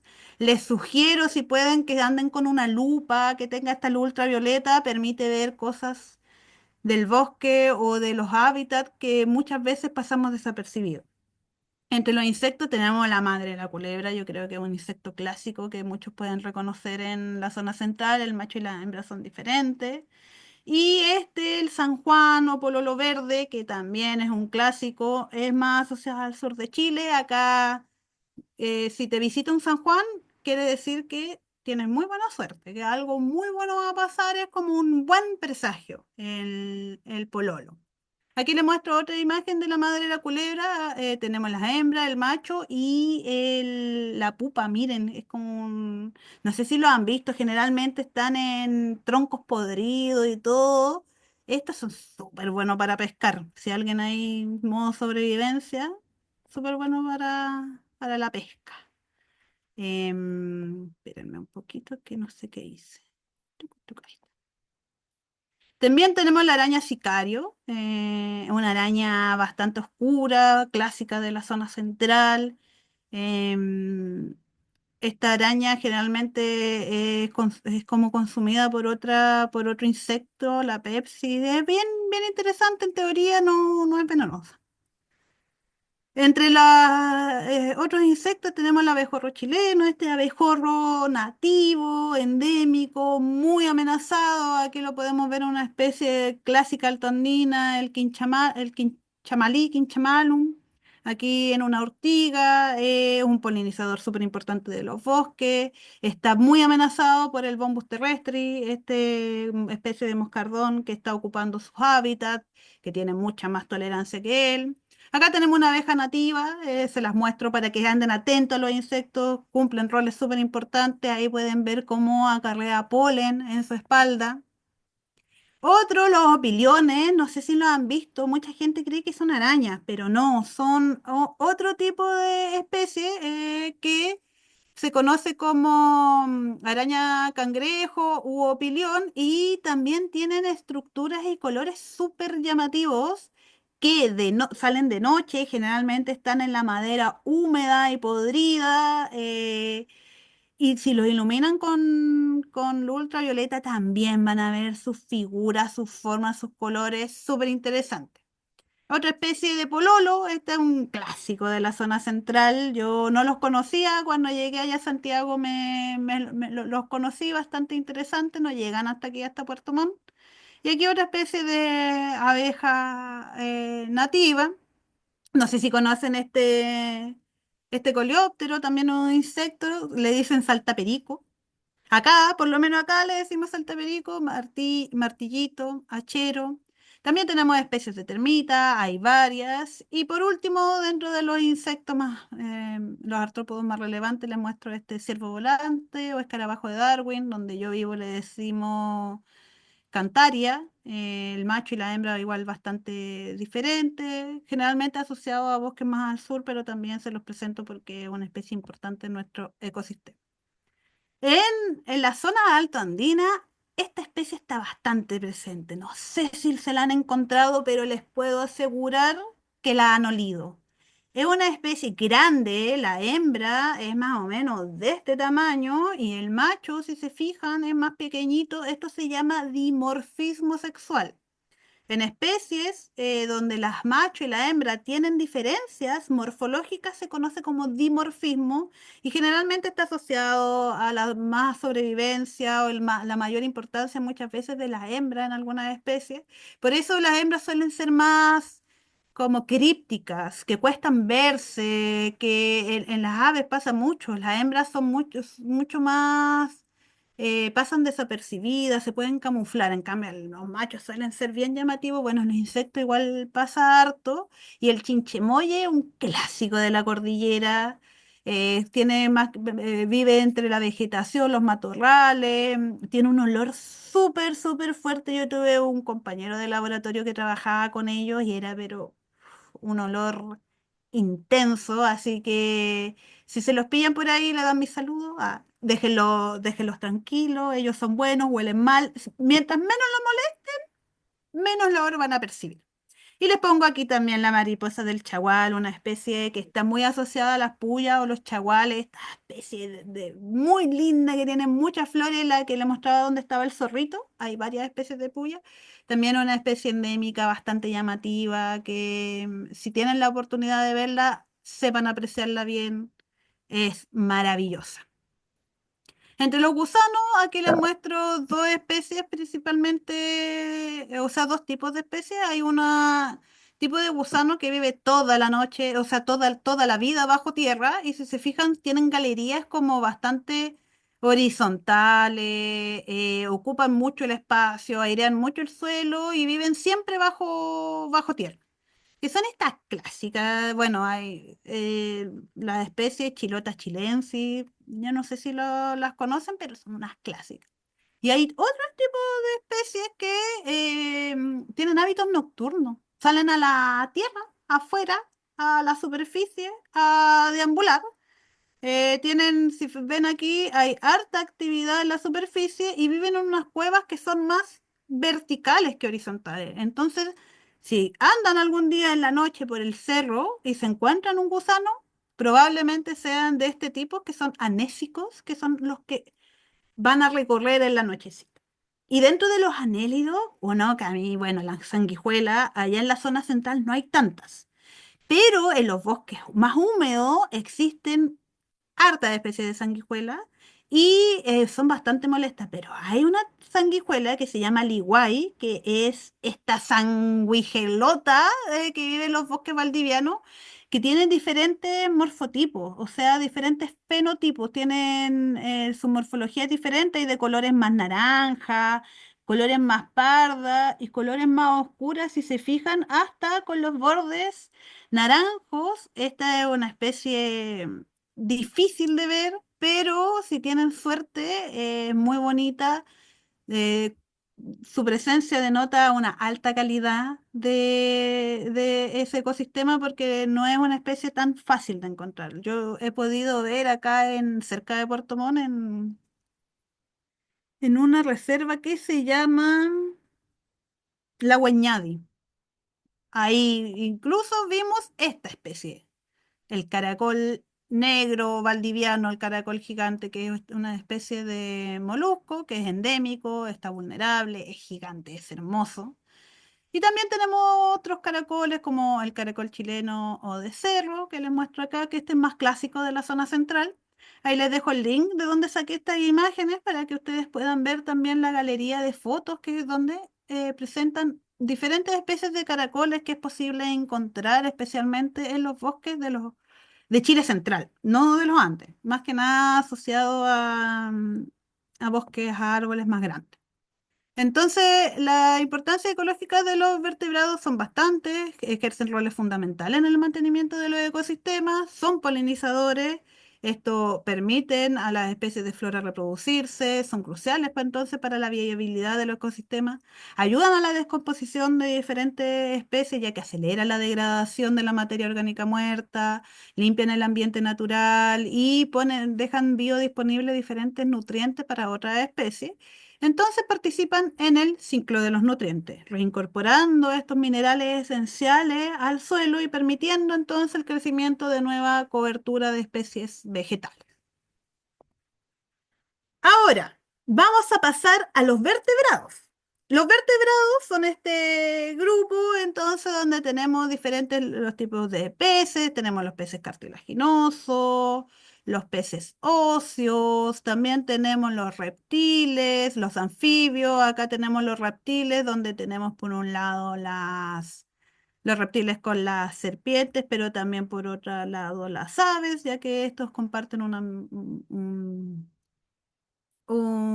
ancestro en común. Y por acá arriba, finalmente, a lo largo de la evolución tenemos los mamíferos. Entonces los peces son más que nada estos vertebrados acuáticos que tienen branquias, viven exclusivamente en el agua, aletas y en su mayoría poseen escamas. En cambio los anfibios tienen una piel húmeda, dependen del agua al menos en una parte de su ciclo de vida que es en la postura de huevos, ya que sus huevos no tienen cáscara. Los reptiles poseen escamas y una piel seca, respiración ya pulmonar y son ectotermos que regulan su temperatura con la temperatura del ambiente. Las aves son estas especies que la mayoría, bueno, sí, tienen plumas, picos, ponen huevos y muchas especies vuelan, no todas. Son endotermos. Las aves, igual que los mamíferos, regulan su temperatura corporal. De hecho, las aves tienen una temperatura corporal más alta que los mamíferos. Es muy normal que una ave tenga una temperatura corporal de 39-40 grados. En cambio, nosotros a esa temperatura ya estamos medio fritos. Y los mamíferos son estas especies que presentan pelo, tienen glándulas mamarias y regulan también su temperatura corporal. Entonces, aves y mamíferos son endotermos y todos los otros son ectotermos. Los peces que son estos, lo que podemos encontrar en los Andes centrales, son especies que retienen características anatómicas más bien primitivas, son peces pequeños, de cuerpo alargado, bastante adaptados a estas aguas más frías y rápidas. Ahí tenemos muchas especies que son endémicas de ríos y lagunas cordilleranas, suelen vivir cerca del fondo y entre piedras o plantas acuáticas para su refugio y son bastante sensibles a la alteración de los ríos y a las especies introducidas, como las truchas, que son depredadoras y se los comen a todos los pobres peces que son más chiquititos. Hay más de 40 especies dulceacuícolas en Chile, dentro de los cuales podemos encontrar en la zona central los bagres. Tenemos el bagrecito, bagre pintado, bagre chico, que está en estado vulnerable, al igual que el bagre grande, que también son especies que están en estado vulnerables principalmente por la alteración de sus hábitats. Luego tenemos las pochas o carmelitas, que son estos pececitos bien chiquititos que podemos encontrar en algunos ríos de la zona central, como esta que es la pocha, que también está vulnerable, y la carmelita, que está en peligro, o sea, más amenazada que las pochas, y esto básicamente es porque hay muchas especies que ya no se encuentran en los ríos donde antes estaban distribuidos, pero igual hay que tomar en cuenta que el esfuerzo de muestreo. Entonces, por eso siempre la ciudadanía es importantísima. Ustedes que anden caminando por lugares donde nadie más va, tienen la capacidad de avistar especies que muchas personas y científicos ni siquiera saben que ahí están. Por eso, si pueden subir sus avistamientos o algo así a plataformas de ciencia ciudadana, se los ultra recomiendo. Yo ocupo harto una de aves, así que eh, si es posible hacer que lo hagan, se los recomiendo. También tenemos el pejerrey, una especie clásica de Chile, que es básicamente el sustento de las tramas tróficas dulceacuícolas de muchos ríos y lagunas. Y aquí les muestro una especie bastante antigua, la lamprea de agua dulce, que no tiene mandíbula y esta que tiene este disco oral, así que se chupa a los lugares y consume. para que sepa que también existe. De hecho, estaba distribuida en la cuenca de la Concagua y del Maipo. Sin embargo, hace 20 años que nadie la ha podido avistar en esas cuencas. Así que se la dejo por si acaso alguno por ahí en un cruce de río avista una lamprea, le saca una fotito y lo sube. Ahora. Pasando a los anfibios, ya vimos algunos peces, dulce acuícola, obviamente, estamos aquí en los Andes. Ahora vamos a ver algunos de los anfibios. Estas especies, de las ranitas, los sapos, son especies que tienen la piel bastante delgada. Ocurre el intercambio de oxígeno a través de la piel y húmeda, que les permite respirar por la piel, pero también lo hace súper sensible a la desecación. O sea, en zonas más secas y áridas les va mal. Dependen de aguas limpias en quebradas, ríos y pozas para reproducirse, y los huevos y las larvas son totalmente acuáticos, o sea, dependen de un estado de ese ciclo de vida completo del agua. Entonces, si estas positas que antes duraban más, donde ellas ponían sus huevos, se secan, pueden perder nidadas completas. Entonces, por eso es importante, por eso les afecta tanto la escasez hídrica. Muchas de las especies de la zona central tienen actividad principalmente nocturna, por esto mismo, para evitar la pérdida de agua durante el día, y presentan una alto endemismo y más fuerte amenaza por sequía, canalización de agua, la urbanización, la contaminación, la presencia de especies invasoras como la rana africana y la presencia de estas enfermedades, un hongo que ataca a las ranas, que también está dejando en estado vulnerable y amenazada a muchas especies. En Chile tenemos en total 58 especies de anfibios. Aquí les dejo, esto fue actualizado en 2025, de los cuales 34 son endémicos y corresponden a 14 géneros de 7 familias diferentes. Dentro de las especies más importantes tenemos la rana del monte o Alzodes montanus. Es una rana endémica. Es restringida en la región metropolitana y la región de O'Higgins, y está en peligro crítico de extinción. Así que es bastante importante y está en categoría. Por otro lado, tenemos la rana de pecho espinoso de la parva, que está básicamente ahí, en la parva. No lo han encontrado en otro sitio. Es una especie endémica porque literal vive en la parva.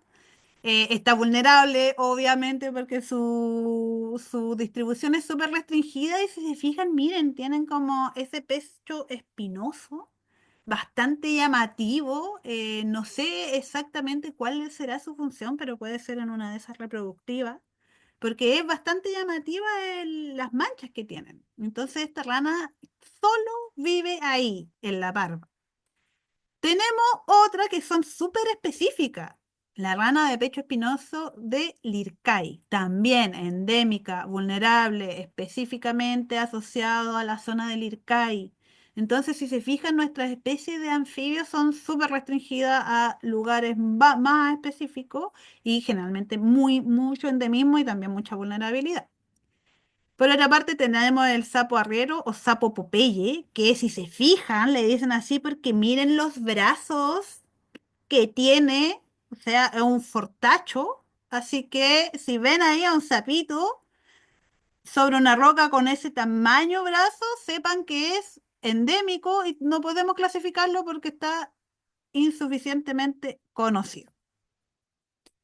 Por otro lado, tenemos el sapo espinoso, que es una especie que es nativa, es compartida con otros países, está casi amenazada, todavía no es tanto porque tiene una distribución bastante amplia, no es más abundante que otras especies, y si se fijan, tiene como espinas, por ahí viene el nombre.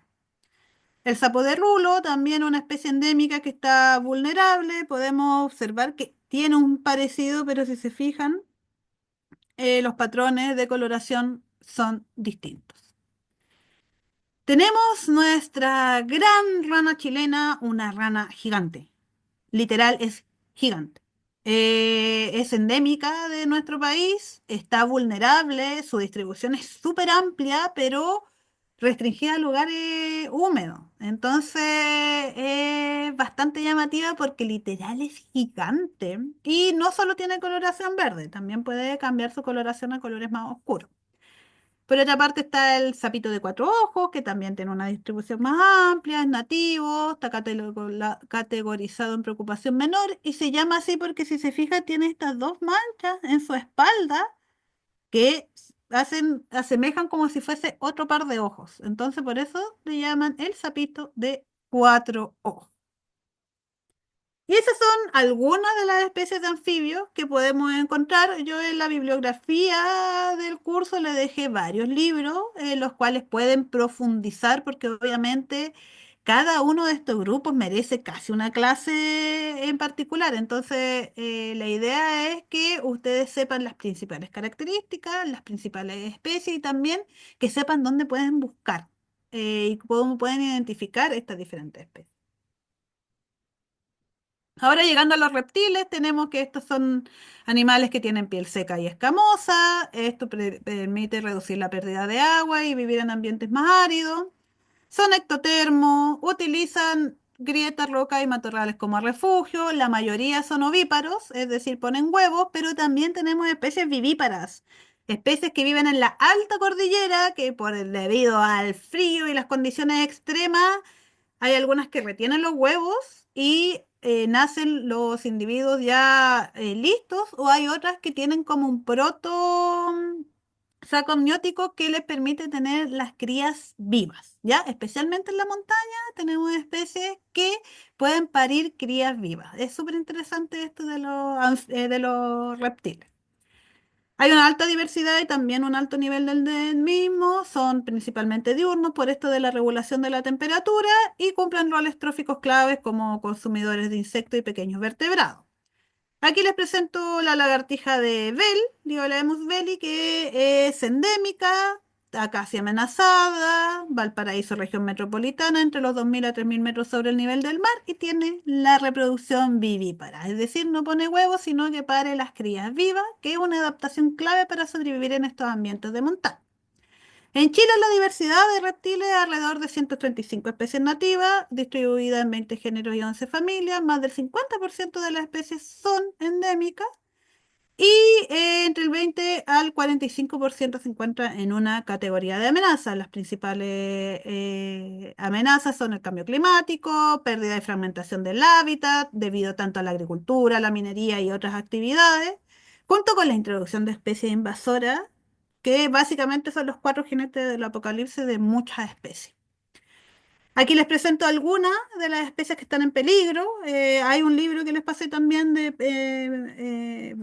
animales en peligro de la cordillera de Santiago, que está, aquí está el matoasto de Darwin, que es un lagarto grande, como pueden ver. Está endémico, en peligro. El gruñidor de El Volcán, lo pueden encontrar en la zona del volcán, que también está endémico y también está en peligro, como muchas de las especies.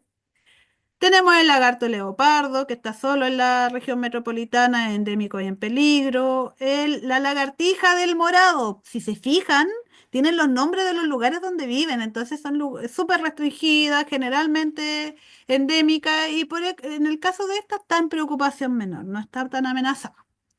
Aquí otro Liolaemus belli, y aquí la lagartija esbelta o tenue, que es Liolaemus tenuis, que también es una especie endémica, donde podemos ver diferencia entre el macho y hembra. El macho mucho más vistoso, con estos dos colores bien llamativos, y la hembra un poco más, menos conspicua, más buena para camuflarse.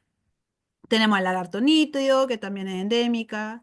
La lagartija de los montes, que hay muchas especies de estas que se reconocen por la cantidad de escamas que tienen, pero si se fijan, estas igual son bastante diferentes como para poder llegar a la especie. Y esta, que la encuentro hermosa, he tenido la posibilidad de observarla en algún par de ocasiones, que es la lagartija negro verdosa o negro viridis, que es endémica también de Chile y es posible avistarla en la zona precordillerana y cordillerana de Santiago, así que atento a las lagartijas, de repente se pueden encontrar con estas hermosuras. la lagartija leopardo, que también está endémico y en peligro, y la iguana chilena es gigante, si tienen la posibilidad de verla, los felicito, ojalá no asustarla tanto porque corren. Traten de no agarrar a ninguno de estos lagartijos porque ustedes saben que las lagartijas sueltan la cola cuando están en peligro y gastan energía en volverla a crecer, entonces no es recomendable. Y también tenemos culebra, la culebra de cola corta y cola larga, son bastante similares, una más grande que la otra y tienen diferencias morfológicas principalmente en esta línea que si se fijan en la culebra de cola corta está aquí más que nada en el ojo, en cambio esta la tiene más extendida a lo largo de su cuerpo. En cuanto a las aves, estas son especies que tienen plumas que les permiten aislarse del frío, mantener la temperatura, utilizan vuelo y planeo, utilizan estas corrientes para moverse, poseen pico y patas adaptadas para el tipo de alimento. Hay diferencia entre el pico y patas de animales carnívoros, herbívoros, acuáticos que vuelan, que no vuelan, buceadores, etcétera. Nidifican generalmente en refugio, en roquerío, en lugares con cortes, matorrales y bosques de precordillera. Se mueven generalmente mediante movimientos altitudinales estacionales, subiendo en épocas de primavera y verano y bajando en épocas de invierno. Y también producen roles ecológicos claves como control de presa, dispersión de semillas, son sensibles a la pérdida de hábitat y al cambio. Hay una alta diversidad, 528 especies, pero muy baja endemismo, un 2% aproximadamente. Y como les decía, también son endotermos, regulan su temperatura corporal. Dentro de las aves endémicas que tenemos en Chile, que son 12, en la zona central podemos encontrar 6. O sea, ustedes tienen la mitad de las aves endémicas de Chile. Dentro de las que destacan la turca, que es terrinocríptido, perdón, la turca, este rinocríptido que es familiar del chucao y también del tapaculo, son estos dos rinocríptidos, el canastero chileno, que es este que está acá, una especie endémica, la perdiz chilena, que es esta chiquitita que cuando aparece y asusta a muchas personas, el churrín del norte y la chiricoca. La chiricoca la pueden ver en algunas partes del embalse del Yeso. Hay personas que viajan de muy lejos a buscar esas especies que son endémicas, así que si ustedes tienen la posibilidad de observarlas y saber dónde están, es súper importante.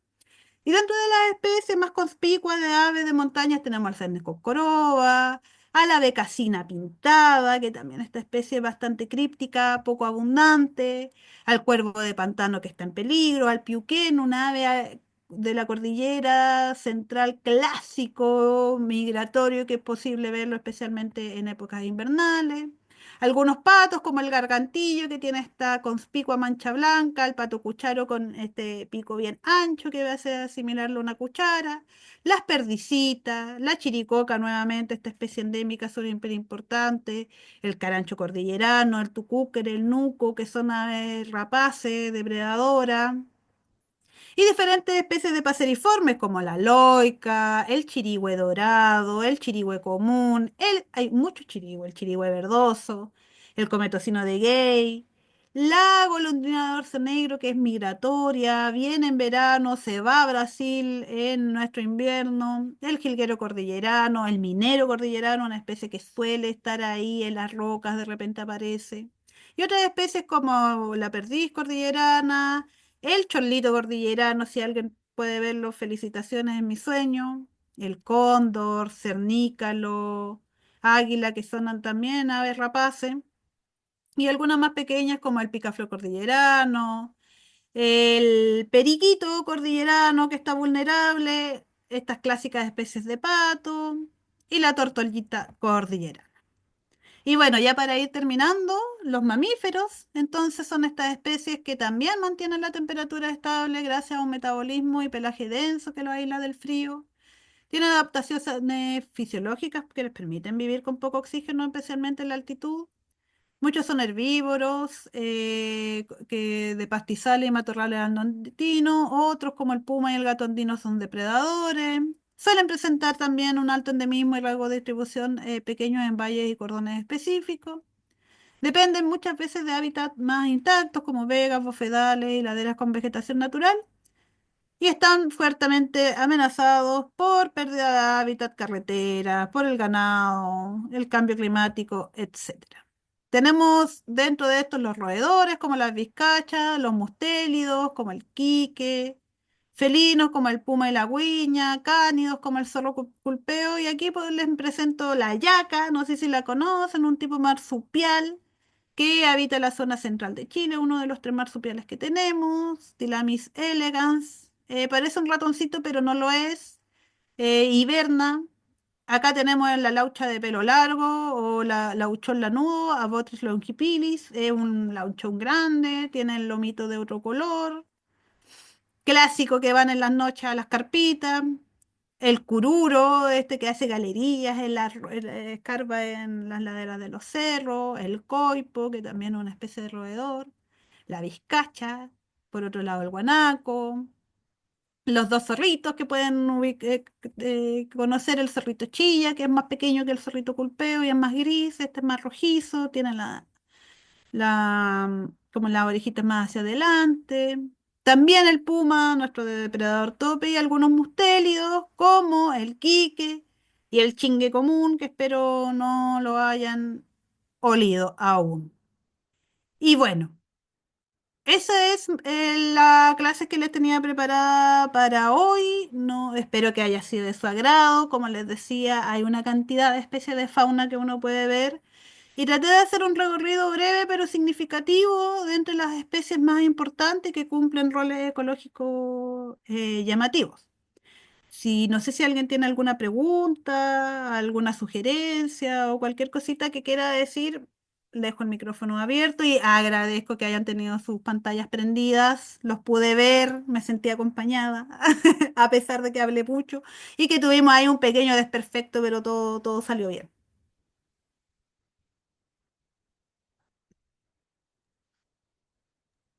Ya, no sé si tengo tiempo para que veamos este video, que dura como 4 minutos. Eve, ¿estás conectada por ahí? Sí, estoy acá. Hola, muy buen día. Hola, Gabriela. Hola a todos. Hola. Sí, o sea, si lo Oh, quieres proyectar, sí, mira, es que es un resumen más o menos de cosas que vimos, igual lo pueden ver, pero si lo vemos en conjunto, tanto mejor. hagámoslo. Ahí, ya. Yo no quería que salga de ahí, pero salió. Vamos a ver si... No quería que me salga El skincare. el skincare. Ya.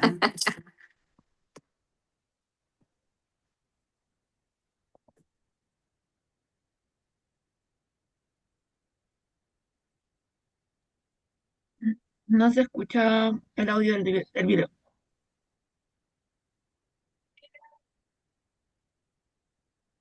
¿No se escucha el audio?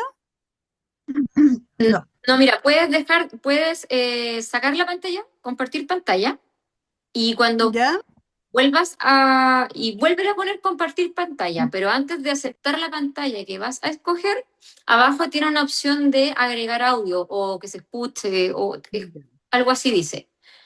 Y ahí le pones a aceptar.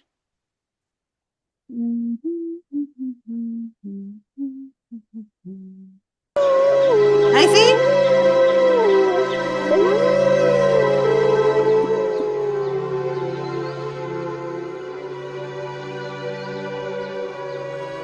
Uno de los descubrimientos científicos más increíbles del siglo pasado ha sido la de las extensas cascadas tróficas. La cascada trófica es un proceso ecológico que comienza en la parte más alta de la cadena alimenticia y va saltando hasta llegar al fin de la misma. Un ejemplo clásico fue lo ocurrido en el Parque Yellowstone en Estados Unidos, cuando los lobos fueron reintroducidos en 1995. Ahora Ya, creo que no funciona mi internet. Se les quedó pegado, ¿no? No, yo le veía bien, por lo menos. Ay, es un proceso ecológico que comienza en la parte más alta de la cadena alimenticia y va saltando hasta llegar al fin de la misma. Un ejemplo clásico fue lo ocurrido en el Parque Yellowstone en Estados Unidos, cuando los lobos fueron reintroducidos en 1995. Ahora sabemos que los lobos matan a varias especies de animales, que comienza en la parte más alta de la cadena alimenticia y va Perdón. saltando hasta llegar al fin de la misma. Un ejemplo clásico fue lo ocurrido en el Parque Yellowstone en Estados Unidos, cuando los lobos fueron reintroducidos en 1995. Ahora sabemos que los lobos matan a varias especies de animales, pero quizá no seamos conscientes de que dan vida a muchas otras. Antes de que los lobos volvieran, estuvieron ausentes 70 años. El número de ciervos, ya que no había quien los cazara, crecía y crecía en el Parque Yellowstone. A pesar de los esfuerzos humanos por controlarlos, habían causado una reducción de la vegetación a casi nada. Simplemente la borraron. Se la comieron toda. Pero tan pronto llegaron los lobos, aunque eran pocos, empezaron consecuencias asombrosas. Lo primero fue acabar con algunos ciervos, pero este no es el primer logro. Lo más importante fue que cambiaron radicalmente el comportamiento de los ciervos. Los ciervos comenzaron a evitar determinadas zonas, especialmente en las que eran presas fáciles, particularmente los valles y las gargantas, e inmediatamente esas zonas comenzaron a regenerarse. En algunas zonas, la altura de los árboles se quintuplicó en solo 6 años. Partes desnudas de los valles se convirtieron rápidamente en bosques de álamos y sauces. Y tan rápido como esto ocurrió, los pájaros comenzaron a llegar. El número de pájaros cantores y de aves migratorias aumentó. El número de castores comenzó a crecer, porque a los castores les gusta comer árboles. Y los castores, como los lobos, son ingenieros del ecosistema. Ellos crean nichos para otras especies, y las represas que construían en los ríos servían como hábitat para nutrias, ratas de río y patos, y peces, y reptiles, y anfibios.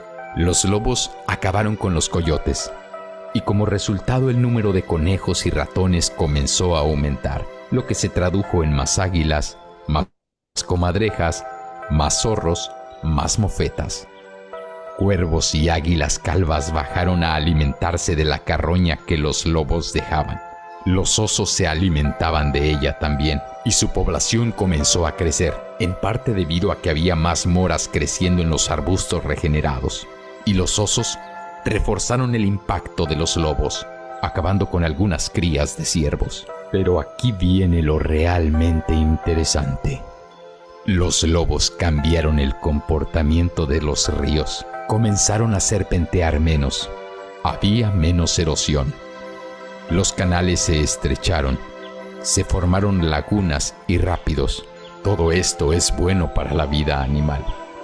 Los ríos cambiaron en respuesta de los lobos, y la razón fue que la regeneración de los bosques estabilizaba la tierra que se derrumbaba antes. Así, los ríos consolidaron su curso.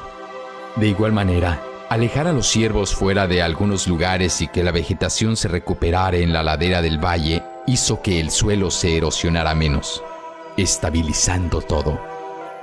Así, un pequeño número de lobos no solo transformó el ecosistema de Yellowstone, una extensión gigantesca, sino también transformó la geografía del parque.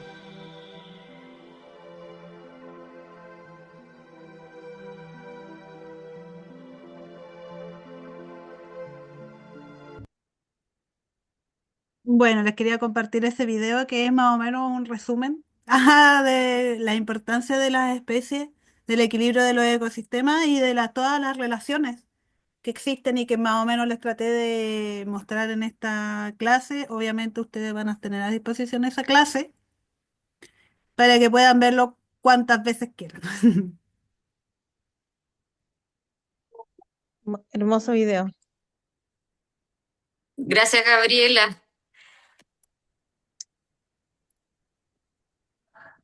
No sé si tienen alguna pregunta para la profesora Gabriela. Comprendemos que hoy día también empezó el frente de no el frente de mal tiempo, pero está afectando a distintas zonas del país. Entonces, también comprendemos, ¿me escuchan? Sí, Sí, Sí, con un Eve, poco de eco. Sí. sí, sí. Ay, pero ahora te silenciaste. Ya, Ahí sí. ahí sí. Que estábamos hablando con Catalina que yo también tengo problemas de señal y me tuve que mover. Ya. Entonces, no sé si tienen más consultas.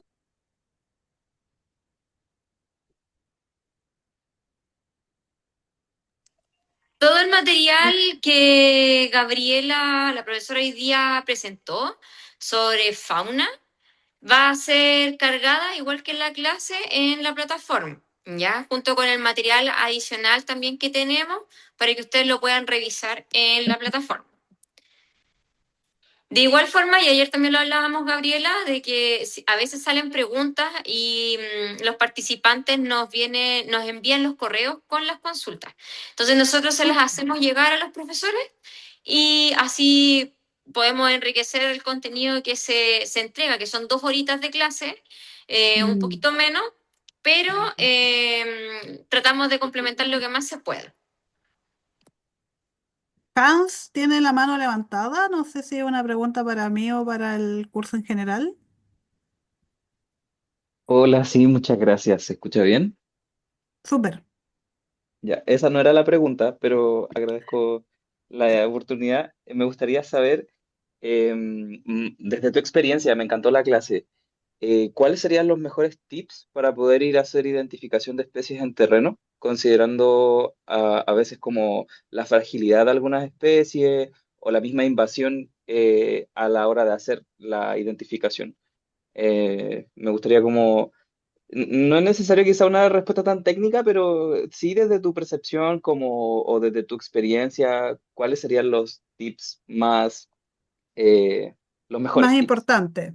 Claro. Miras, qué bueno Exactamente. que lo mencionas. Igual iba a aprovechar de mencionarles que el próximo miércoles tienen otra clase conmigo donde vamos a ver algunas herramientas de observación de especies, donde les voy a dar estos tips para la identificación de diferentes grupos, como tamaño, forma y todo. Pero lo más importante, y que le digo a todos desde ya, abran su percepción, escuchen, vean, traten de ir identificando las diferentes especies, tanto que puedan oír, escuchar, ver sus huellas, plumas, pelos, diferentes formas que nos permiten saber si una especie está o no presente. Y lo más importante al momento de observarla es, si tú ves que por tu culpa cambia su comportamiento, ahí tienes que parar. Si la especie se está alimentando y tú te vas acercando y deja de alimentarse, ese es el momento en que te está diciendo para, porque tú estás cambiando algo cotidiano de ella. Entonces ahí yo suelo decir como,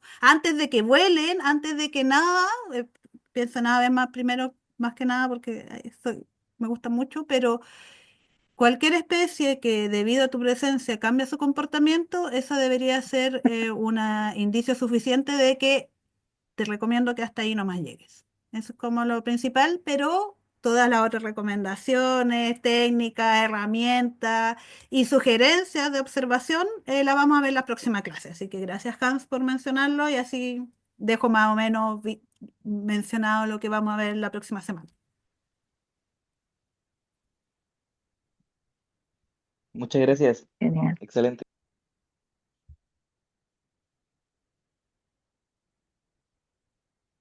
Hola, Bessie. Te asusté, perdón.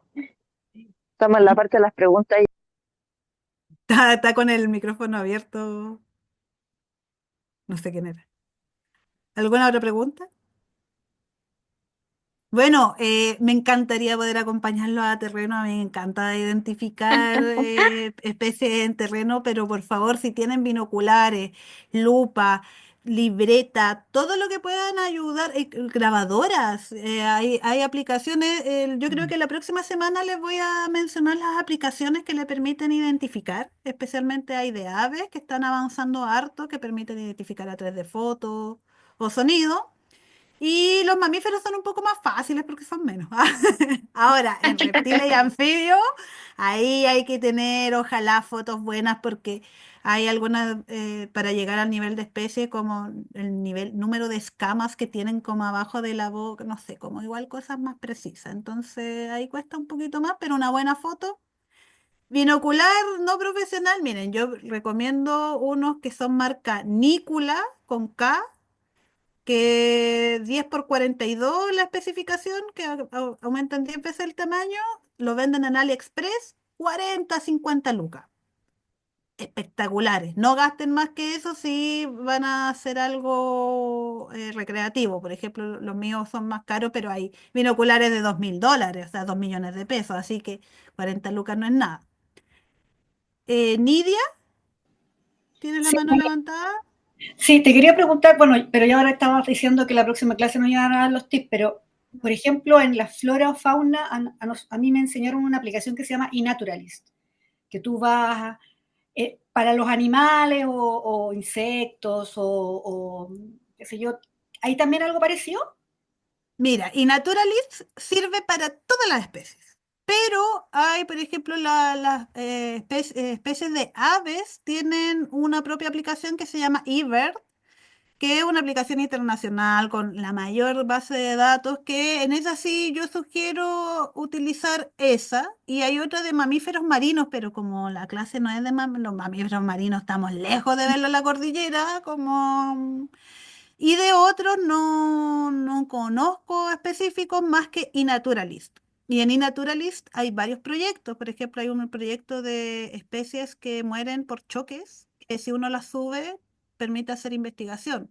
O estas especies de flores, o sea, de insectos polinizadores nativos que también utilizan estas plataformas de ciencia ciudadana donde ustedes son los más importantes porque llegan a lugares donde científicos jamás van a llegar y jamás vamos a tener la capacidad de cubrir superficies tan grandes. Entonces, ustedes tienen que, son los principales que también hay muchas de estas especies que son súper importantes para el turismo. Por ejemplo, hay turistas internacionales que vienen a Chile solo a ver algunas especies que se ven acá. Entonces, igual vale la pena que ustedes sepan reconocer las más llamativas, que puedan subir sus registros y que también vean los registros de otras personas para saber dónde están esas especies. También eso es súper importante. Así que les voy a mencionar en una semana más, cuáles son las más importantes. Muchas gracias. Muchas gracias, Eh, Gabriela. mm, Bien, chiquillas, chiquillos, hoy día la clase estuvo bastante entretenida, mucha información. Es súper probable que muchos de nosotros hayamos visto algún tipo de mamífero, reptiles, aves, insectos, ¿cierto? Nuestras visitas a, mm, a las actividades, ¿cierto?, que hacemos en la naturaleza. Y como bien decía Gabriela, es importante también mantener una libreta, el lápiz para poder dibujar, anotar, inclusive poner las coordenadas en lugar donde uno está visitando y vio a esta especie, ¿cierto? Para que al comentarlo con alguna persona que le interese también, uno tenga mayor información de quizás el animalito que logró ver en la actividad o la planta que vio en su actividad. Creo que no hay más preguntas, ¿cierto? Estamos un poco pasados en la hora, hay varios participantes que ya se han ido también. Entonces, como les comentaba, el material va a ser subido, mañana es feriado, atento ahí, así que es probable que también se cargue mañana en la tarde o el viernes temprano todo el material. Bien, al igual que la evaluación que se va a registrar, lo mismo, pero recuerden que les vamos a mandar un correo. Así que, sin más, la Cata ya tomó imágenes de la clase del día de hoy, así que les mandamos muchos cariños, esperamos también que su familia y ustedes estén bien, que el temporal en este minuto o lo que se viene no les afecte mucho. Abríguense y manténganse sanitos para que así la próxima clase nos podamos ver. súper. Muchas Muchas gracias. gracias. Nos vemos. Buenas noches. Chaito. Que estén bien.